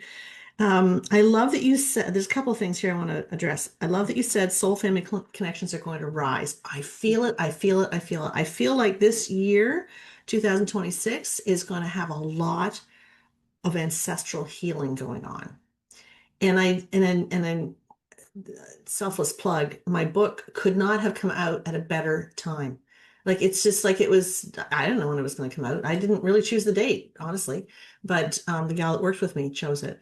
But it is all about ancestral healing. It is about recognizing who we are, but more importantly, well, who we are is the most important part, but also understanding who everybody else is. And it's remembering who we are. I feel it. Like it's just so important that we have to go back and we have to remember why are we here? Because so much conditioning has happened that we've become who everybody thought we should be, and all these excuses that we have for not stepping in because there's a certain level of expectation on us that we feel like we have to meet. So there's no more staying small. Would you agree? Huge. Yeah, Yeah, there is no, you can't hide under that rock. There is no yeah. rock. And you said gas pedal, keep your foot on the gas pedal of intention. That's a meme, girlfriend. You have to make that because if you don't, I will. I know. I feel That's like a it. I feel like great, that's a all great the time. message. Yeah. So March and April, I got that. That's huge. Yeah, this is amazing. Thank you so much for this. Like you killed For it. this You really opportunity. did. You killed it. Thanks for that too. Everyone was just, I love all of the energy. And even the group, you could feel the energy in the group. It is just spectacular. It is spectacular. We only attract really fantastic people. So, so thanks for that, Sherry. Love you. All right, guys, it is time to post your questions. We have Coralie on deck. Coralie, I'm going to do the add a spotlight. There we are. So she's going to scan all of your questions so that we can address them. Now, I would ask that the questions that go to Laura, if anybody has anything that they would like to specifically address Laura with, then please do that first because she has to leave. Um, so yeah, we can't wait to hear what questions you have and the answers you're going to get. Well, and while people are thinking about Laura questions, one's already come in for you, Anne. Diana said she's read your book, and by the way, you should put your link to your book in the chat just for people who might want to grab it and give it a read. Anyways, she said she's a life path number 22. Okay. And she asks if you have any advice on how to best make the changes to live her best life, like how to get out there and break old habits. Okay, great question. So I'm going to say to that, being a 22-4, you already know that there's something much bigger that you're intended to be doing, but you're not quite doing it yet. So you only get a one universal year once in a 9-year period. So you got to kill it this year, right? No pressure here. But I would say staying as focused as you can on whatever it is you want to create. What makes you feel good? Like tap into what you feel, not what you think you should do, not out of a sense of responsibility so much, but what do you feel you want to do? Get in touch with that and develop a step-by-step plan. It does not have to happen just like this, but it's important that you stay focused on what you want because the inclination might be, with the 22-4, you guys have a tendency to kind of sometimes focus on what's not quite right because you want to do so well, right? So you look for solutions and you look for things that are broken. But if we keep looking at the broken things, then they just keep coming up a little closer, right? That's the beauty of focus. So be very, very careful with your focus this year. Make sure that you are focusing on what it is you want to create, even if it's little bite-sized chunks. That would be my suggestion for you. Great. Here's a good one for you, Laura. Joanne asks, my wife and I have been looking for an acreage to move out of town for over 7 months now, but nothing decent is showing up. Is something preventing us from moving? Just let me find Laura here.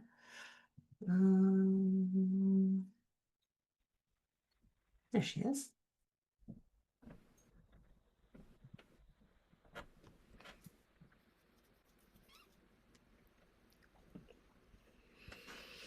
No, you gotta unmute there, girl. Oh, I'm sorry. Hang on. Wrong Laura. There you go. All right. Okay, so just let me gather my impression. So she's looking for acreage but can't find it. Is that basically? Yep, they've been looking for over 7 months. Nothing decent is showing up. Is there something blocking them or preventing them from moving?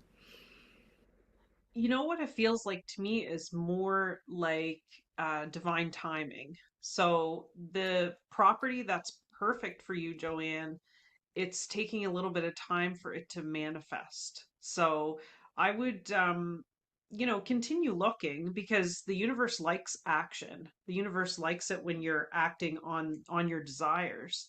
So I would keep looking, but I would also know that the right property is going to show up in the right timing.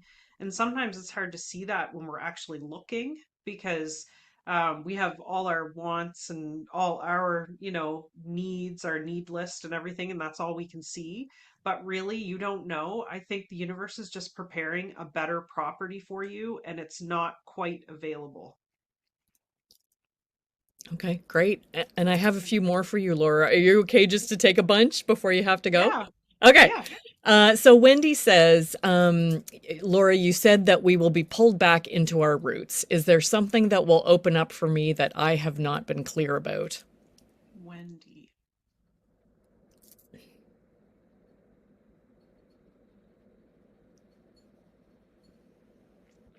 Feels like there is particular ancestors that want to speak to Wendy.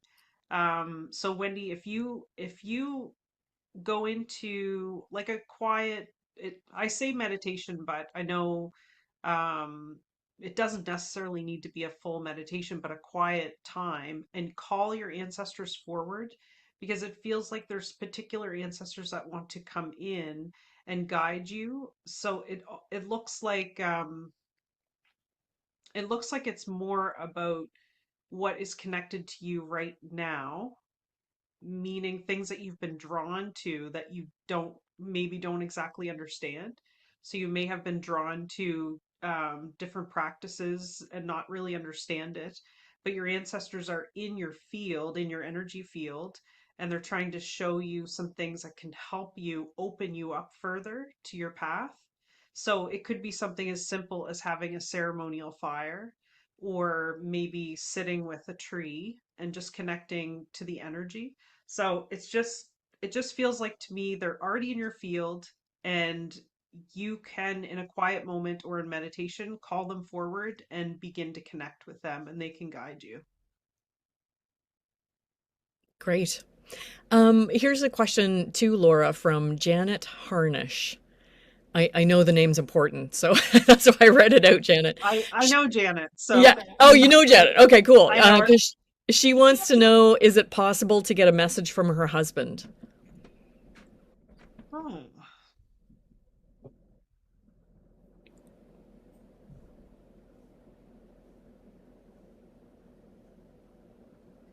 it's interesting because he said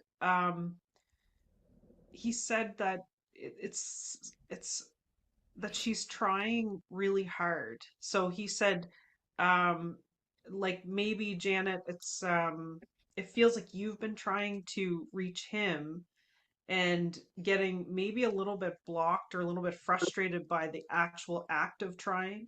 Because he came forward and he said, um, it's like when you're trying too hard, it puts another barrier in your path. So he said to let it go, like to know and have the belief that he's there, and let go of the trying part and focus more in the belief that he's with you, because it'll open the doorway for him to come in and to kind of connect with you on a deeper level. Okay, thanks, Laura. Makes sense, Janet. And Laura Sophia Birkbeck asks, how can I stay in my heart center when I'm feeling vulnerable? Oh, the heart loves vulnerability. So if you're feeling vulnerable, you are in your heart center. But I would say the urge is to not put up walls of protection when you're in that state. So to kind of stay in the place of feeling and knowing and trusting that all emotions are okay, all emotions are positive, and just kind of the thinking like positive things flow to me, positive things come to me, I am safe and I am loved. Those very simple mantras can help you stay in your heart center. Lovely. All right, a couple more here, Laura.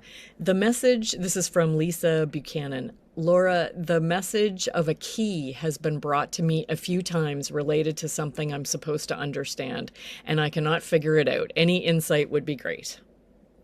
Message of a key. Well, you know what? Message of a key has come to me many times too. And sometimes where it's given to us, like if you know about skeleton keys, so the antique skeleton keys that were created to open many locks, this is a message that comes forward when you are being shown that you have everything you need to move forward, that you just have to trust that you have all the ability and all the strengths, all the knowledge that you need to do what is coming for you, what is kind of in your path.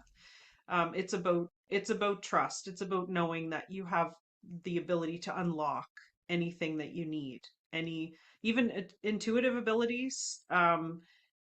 Anything you ask for, anything you have the desire to ask for in an intuitive realm is there for you. That's the basis of the classes that I created, the magic of mediumship.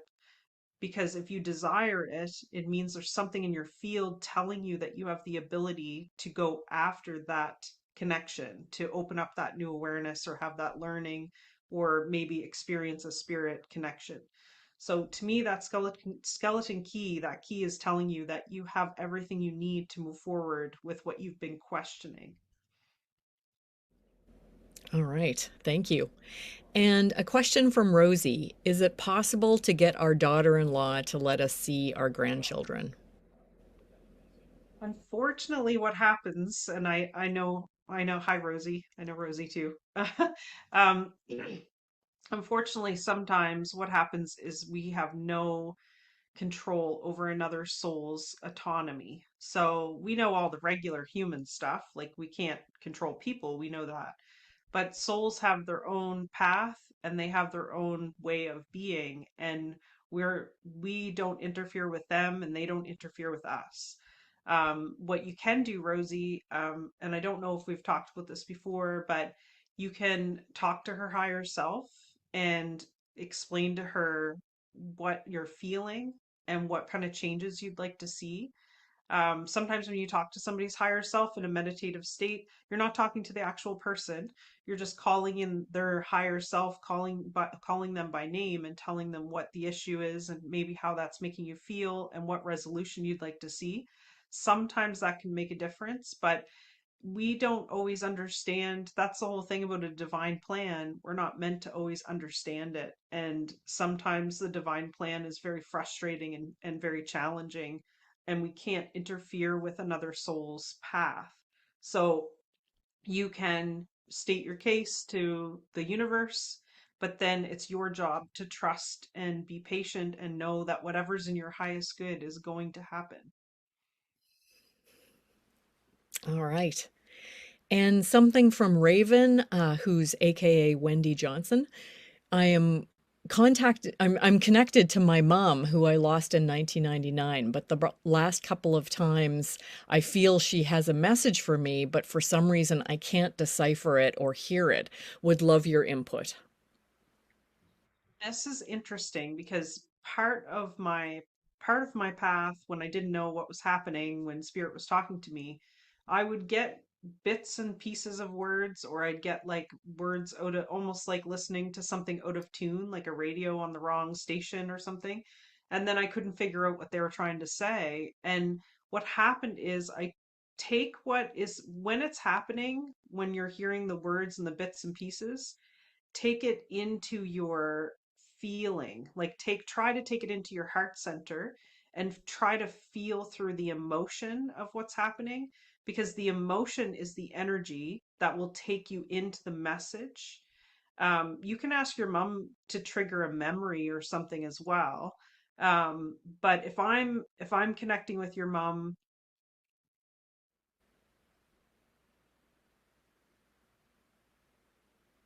she's showing me that she's proud of the fact that you have a really big heart. You're a very giving person and you want everybody to be okay. You want to help people. But she shows me almost looks like people are chipping away at you, like they're taking pieces of you, and she's really unhappy with that.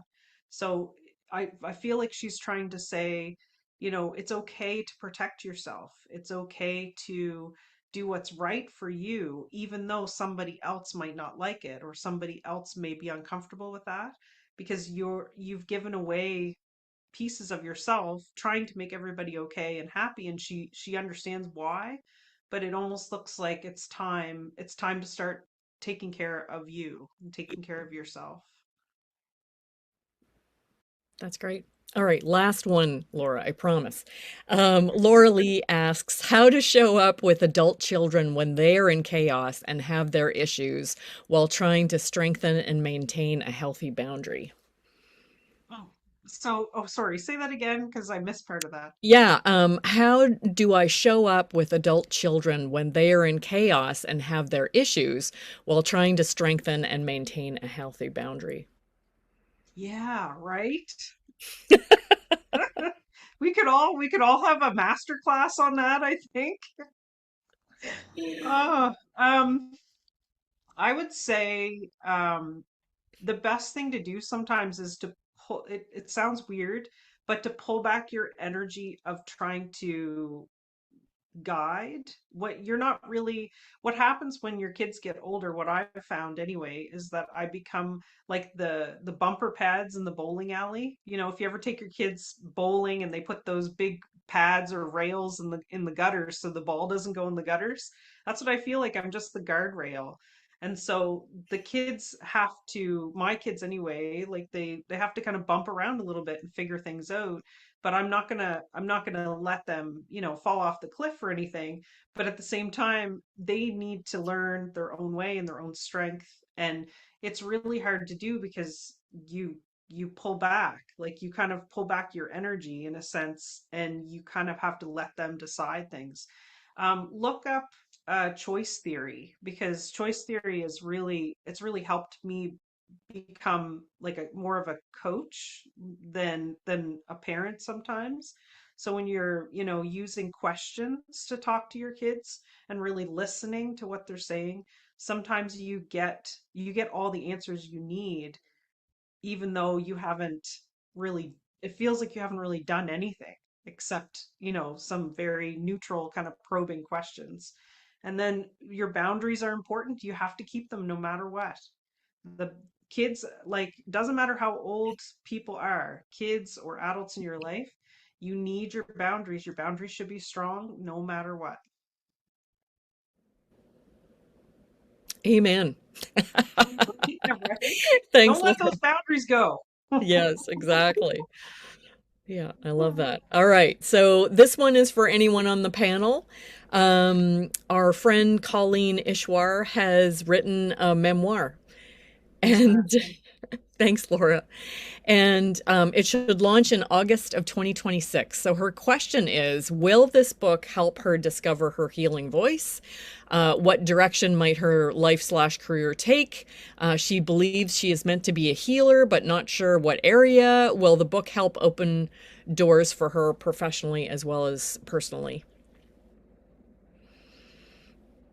I want to give that to Sherry.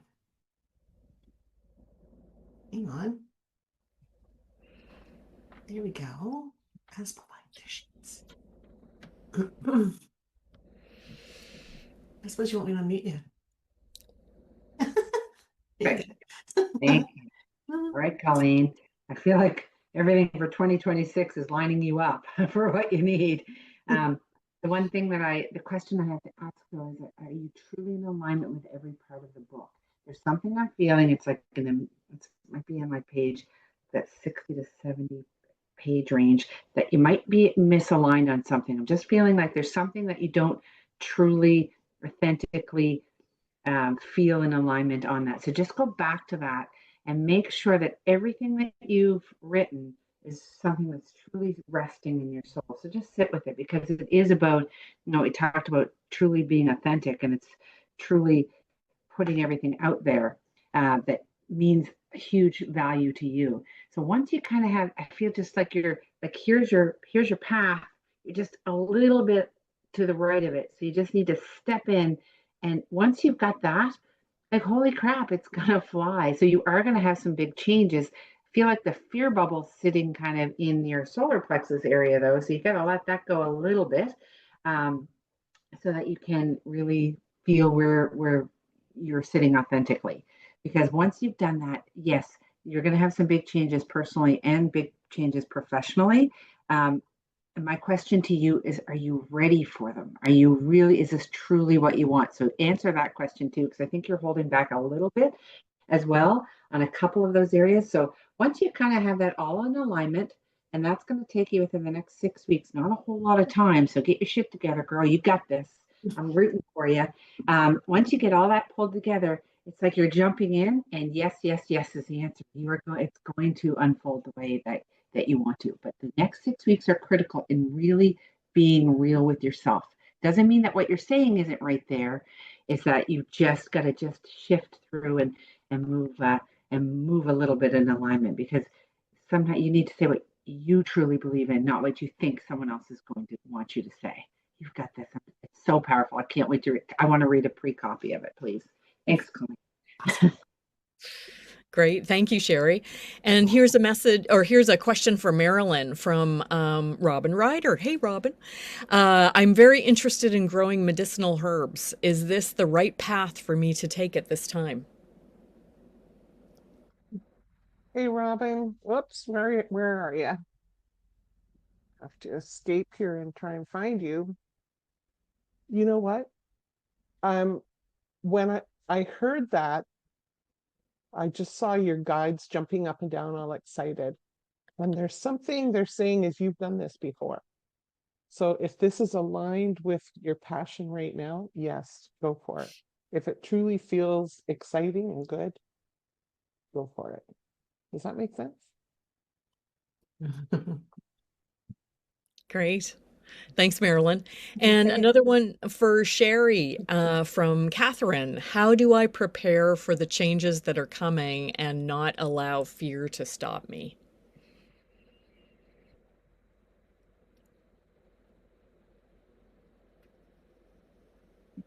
Perfect. All right. Trust, trust, trust. That's what's coming. I'm hearing like this knocking in my head that says trust, trust, trust, trust, trust, trust. If that makes sense. And so, like, you're moving forward, and you've got all of this coming into you. And again, very similar to Colleen, I feel like there's an alignment here, because once you step off the path, it's like things aren't kind of unfolding the way that you want it to be. And so when I also feel like there's a person in your life that's kind of bringing that fear bubble in. It's like you are like going forward. You've got that, like, that kind of foot on the gas pedal that I talked about earlier. And then you let these little kind of fissures of like doubt enter into your world, because there's two people in particular that are just creating these like little snakes of doubt move through you. So that's all right. Again, it's very similar to what Laura said about setting boundaries. You set up your boundaries on what you accept from people. Because if you're preparing for the changes that are coming, and you truly want these changes, ain't nobody gonna stop you.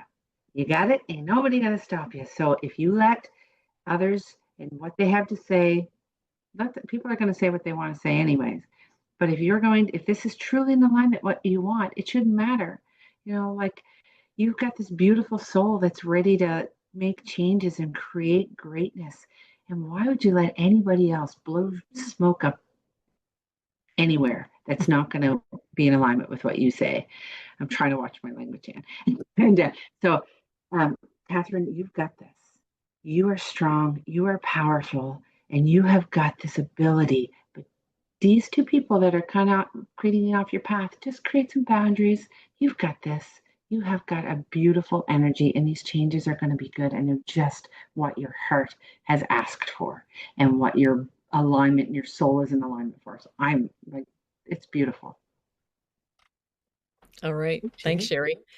And Nadia, sorry, were you going to say something, man? I was. There's a question here from Gabriella York that I think you should address, Corley, if you're okay with that.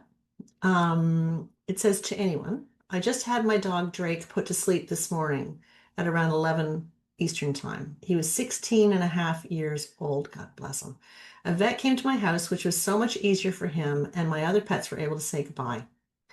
Um, a bit of a chapter of my life is closed. I'm doing okay. He had a wonderful life, but I'm just wondering how soon will I be able to ask if he has transitioned to the other side, and is he at peace? Thanks so much. What's the dog's name? Drake. Drake. Oh. Well, I'm so sorry for your loss. Goodness sakes. It was so hard, especially after 16 years.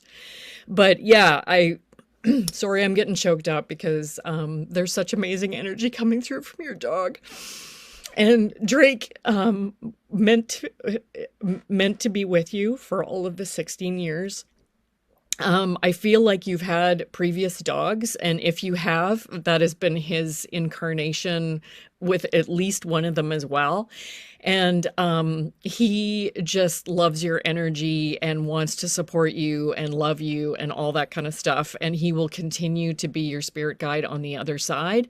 If you decide to get another dog at some point down the road, he may choose to incarnate again, but he's just with you all the time. So talk to him, visualize him, have pictures of him up in your house because, it's just going to remind you of his loving presence that's with you all the time.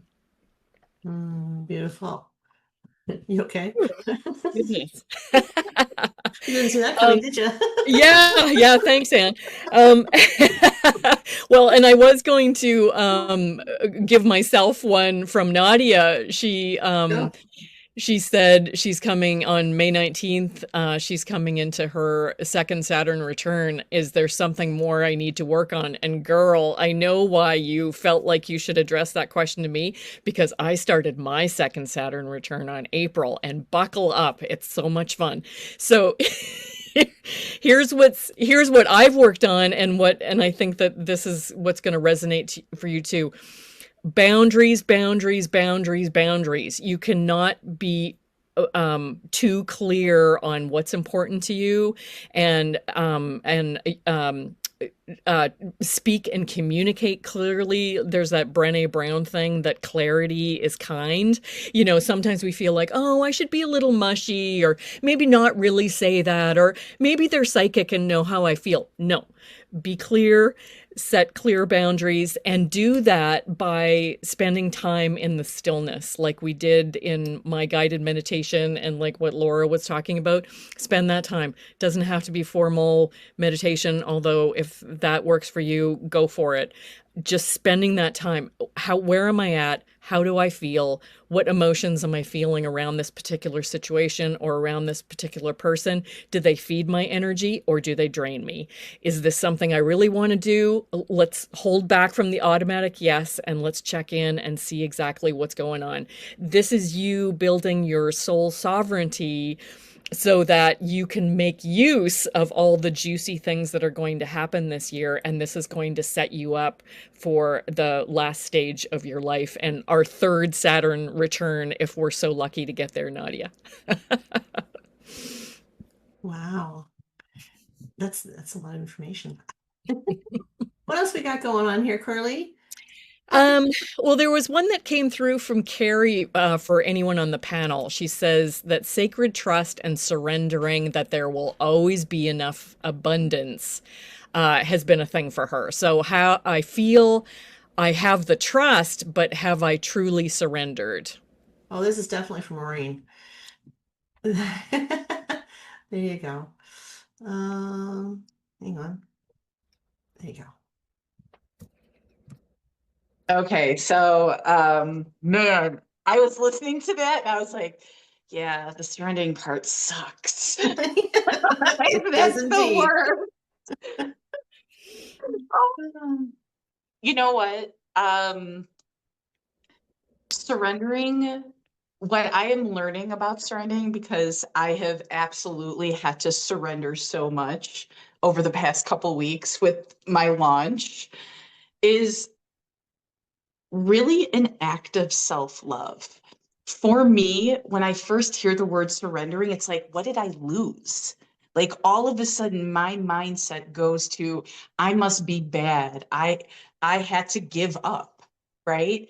In reality, when we are surrendering, we are telling ourselves that we trust our heart knows best, that we are guided by our authority, by our heart and our soul. And sometimes that's scary, especially when we have been taught from, childhood that everything is bad and everybody's always out to get us and vulnerability is weakness and, you shouldn't be doing that. Surrendering to your next level is literally the biggest, like, Christmas present you could give to your soul so that you can upgrade and continue to move on your journey to a higher consciousness. And in essence, in love, when you surrender, you are telling love, I love you because I can and I trust you. And I will walk this journey with you no matter what, because I believe in you that deeply. Wow, beautiful. Thank you. Please don't ask me to say that again. No clue. Here's one for Marilyn Corley. Hang on, let me just stop this. Okay, Marilyn, there you are.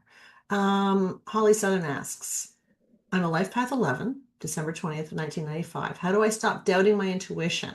I find I flip-flop back and forth from logic to intuition.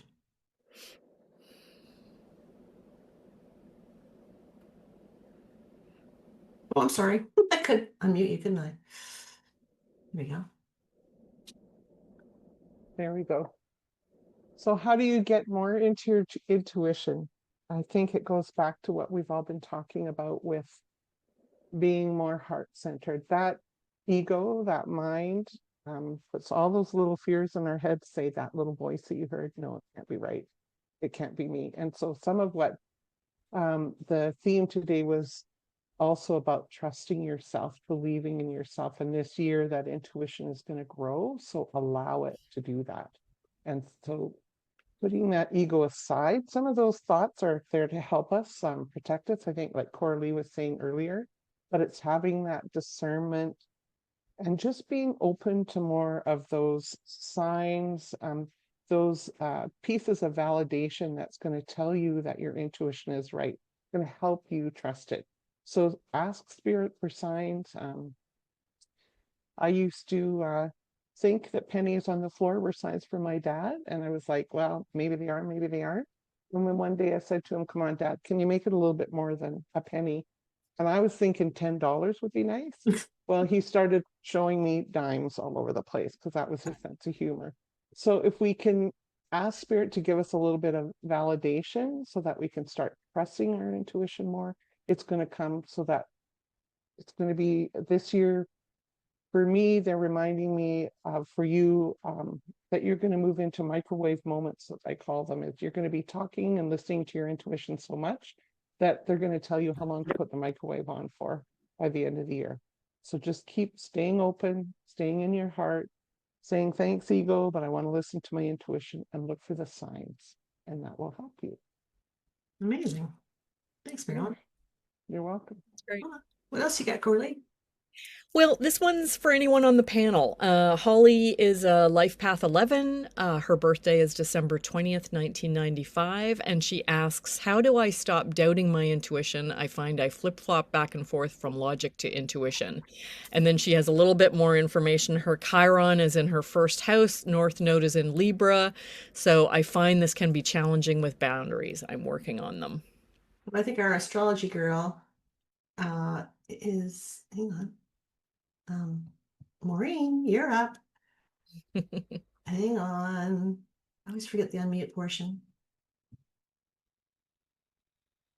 Okay, can you hear me now? Yeah. Okay. So what I hear from that message was that Chiron in the first house. And it reminds me immediately of you can't have boundaries without Aries because Aries is the natural ruler of the first house. Now, you are December 20th, so that means what? That you are a Capricorn. So you are cardinal. And then you have this Chiron in the first house of Aries, another cardinal sign. I really I'm going to be real bold and I am going to invite you to stop caring so much about what everybody else thinks. Chiron in Aries is like, it's the wound of me first. I'm afraid to put myself first because everybody else needs something. In, I want you to literally give zero fucks about what anybody else thinks. To me, this feels like I keep seeing this like yellow brick road for you. Like I want you to build that yellow brick road and just not like don't care about anybody else. I want you to be so stinking selfish and just love yourself so much that the only people that can get through are those that love you just as much as you love yourself. I think after that, it won't even be a matter of trust. You'll know. Your heart will know the right people are coming to you. Yeah. Oh, okay. Yeah, that felt really good. How does that resonate? Because I feel like I went on a tangent a little bit, but it was right there. Ooh, That's great. Thank you, Maureen. All right. you're welcome. And here's one for Sherry. Someone, SM asks if there's any messages coming through that Spirit would like them to know.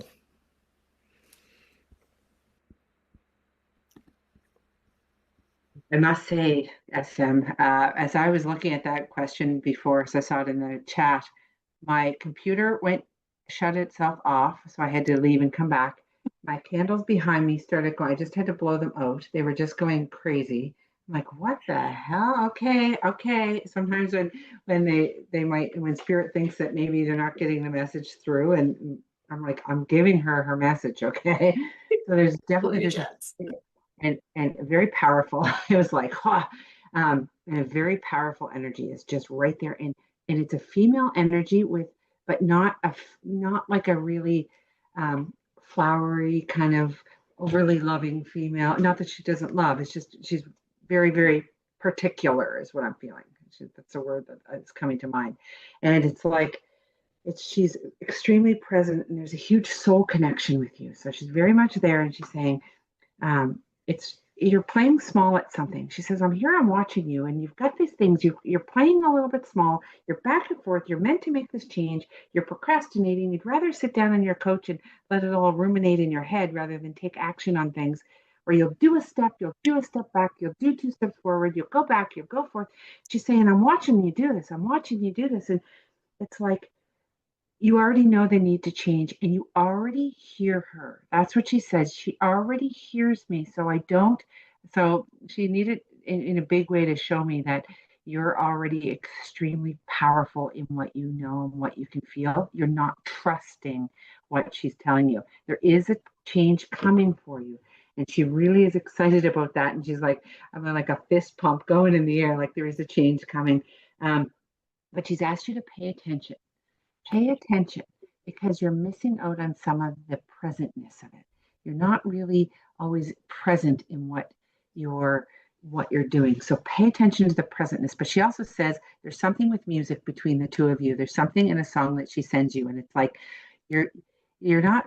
I'm sending you messages. What more do you want me to do? I can't like take a mallet over your head. So pay attention to that music. There's a huge connection between the two of you and music. So she's there. She's got you. Take the chance. Amazing. Beautiful. And JL Pet is asking the panel who her spirit guide is. She would really like to know so that she can talk to them. Why don't you take that one, Corley? Unless you want to pass. Yeah. I think I'm seeing an ancestor, someone who was in your family, definitely female.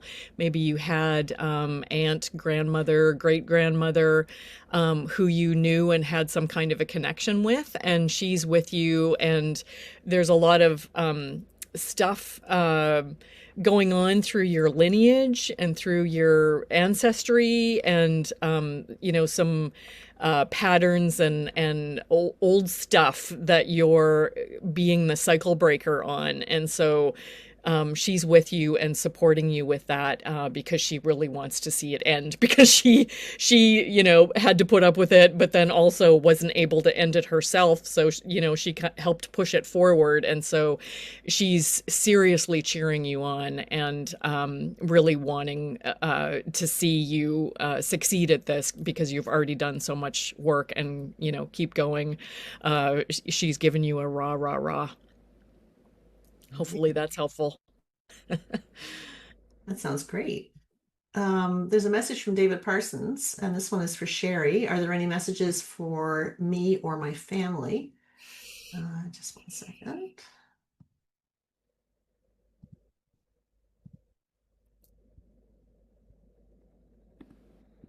Hi, David. Thank you for the question.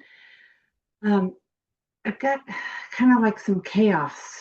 Feels like there's some chaos going through myself. So there's been some stuff that you've been dealing with. Some, if it's not you, then it's those in your family. There's some. It's like there's just something's going on. There's just a lot of shit going on. That's what I feel like. It's just not in back and forth. Um, and so what I'm really feeling is that there's this person that passed over and is a very male energy, a very strong male energy coming forward saying, um, there's some stuff swirling. There's something in the back right hand part of your house. I don't know if this person had left something for you, but they're really guiding me to the back left hand. So it's my right, so it's your left hand side of your house. Just pay attention. There's something in the back there. There's something that you have to pay attention to in terms of papers. There's papers there. You're missing out on something. And he's saying, stop procrastinating. Stop procrastinating. There's something that you're meant to be doing right now that you're not doing. And it's like you've just been putting stuff one on top of the other. And so sometimes when I see a lot of paperwork, it just tells me you're missing the details. You're just not spending time in details. And if it's not you, I don't know if it's you, David, or if it's someone in your family that really needs to pay attention to clean this up. But they're there going, just do the shit, do the stuff that you don't want to do. And it's like, I'm watching you do this.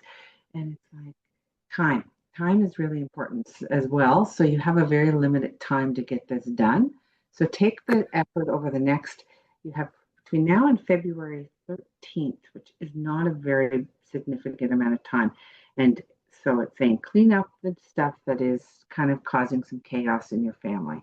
And that's what's causing me chaos in my body right now. It's just kind of like a electric impulse shocker going through. Um, You've got some time between now and February, but not a lot. Just don't sit back on your laurels. Just take some action. So that's what the message is coming through. And again, it's a very male spirit, very dominating spirit. Like I feel like I'm yelling at you, and I'm not a yeller. So I feel like I'm very, very, I'm like a hammer, like there's some type of hammer. Yeah. So hopefully that resonates, David. Beautiful. Thanks, Sherry. That's great. I think we've made it to the last question. Yeah, I was going to say maybe the question Natasha poses would be a good one for Marilyn. Would that be okay, Sounds good. Carly? Yeah. Sounds good. Okay. Hang on. Let's see. Spotlight for Miss Marilyn. Okay, Marilyn, the question is coming from Natasha Thompson. She said, I've done a bold move by resigning from my side job, which has been a lifelong belief system security part. Now I keep feeling a sense of leaving my primary job as well, which was my manifestation that taught me that the impossible is possible, taught me that the impossible is possible. I'm confused about if I'm truly listening to my heart, or am I just wanting to rush and end it all at once for new beginnings? Any insight would be appreciated. Well, Natasha, Archangel Michael told me there was another question coming, and he wants to give you a card from his deck to answer that question. So I'm just going to ask him which one it is. Okay, and I'm going to show you the card because it says just make a decision. Mm. So, and it's a scale balancing in the mind and the heart. So it's looking at both pieces of that. And he says, are you choosing to prioritize yourself or another in this situation?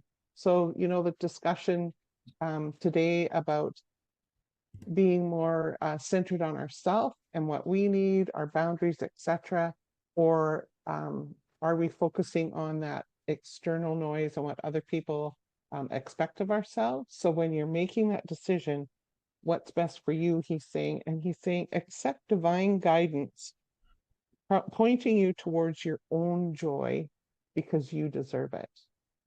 Beautiful. So hopefully that helps you make that decision. What's best for you, and having that boundary. They keep talking about boundaries or pushing back, pushing away the opinions of other people and what's the next best step for you. And Coralie, it looks like you have something else that's coming in about that too. Cool. Bonus. All right. Well, that was pretty amazing. Thanks, Marilyn. Yeah, you're welcome. I'm gonna bring Sherry in at a spotlight, and I'm gonna bring in Maureen as well. There we go. At a spotlight. And then there, and oops, sorry guys, lots of buttons to push. There.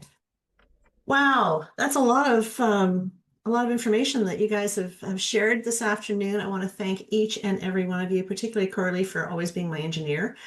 So she always helps me to stay organized and I don't have to worry about too much. Thank you. You know how much I appreciate you.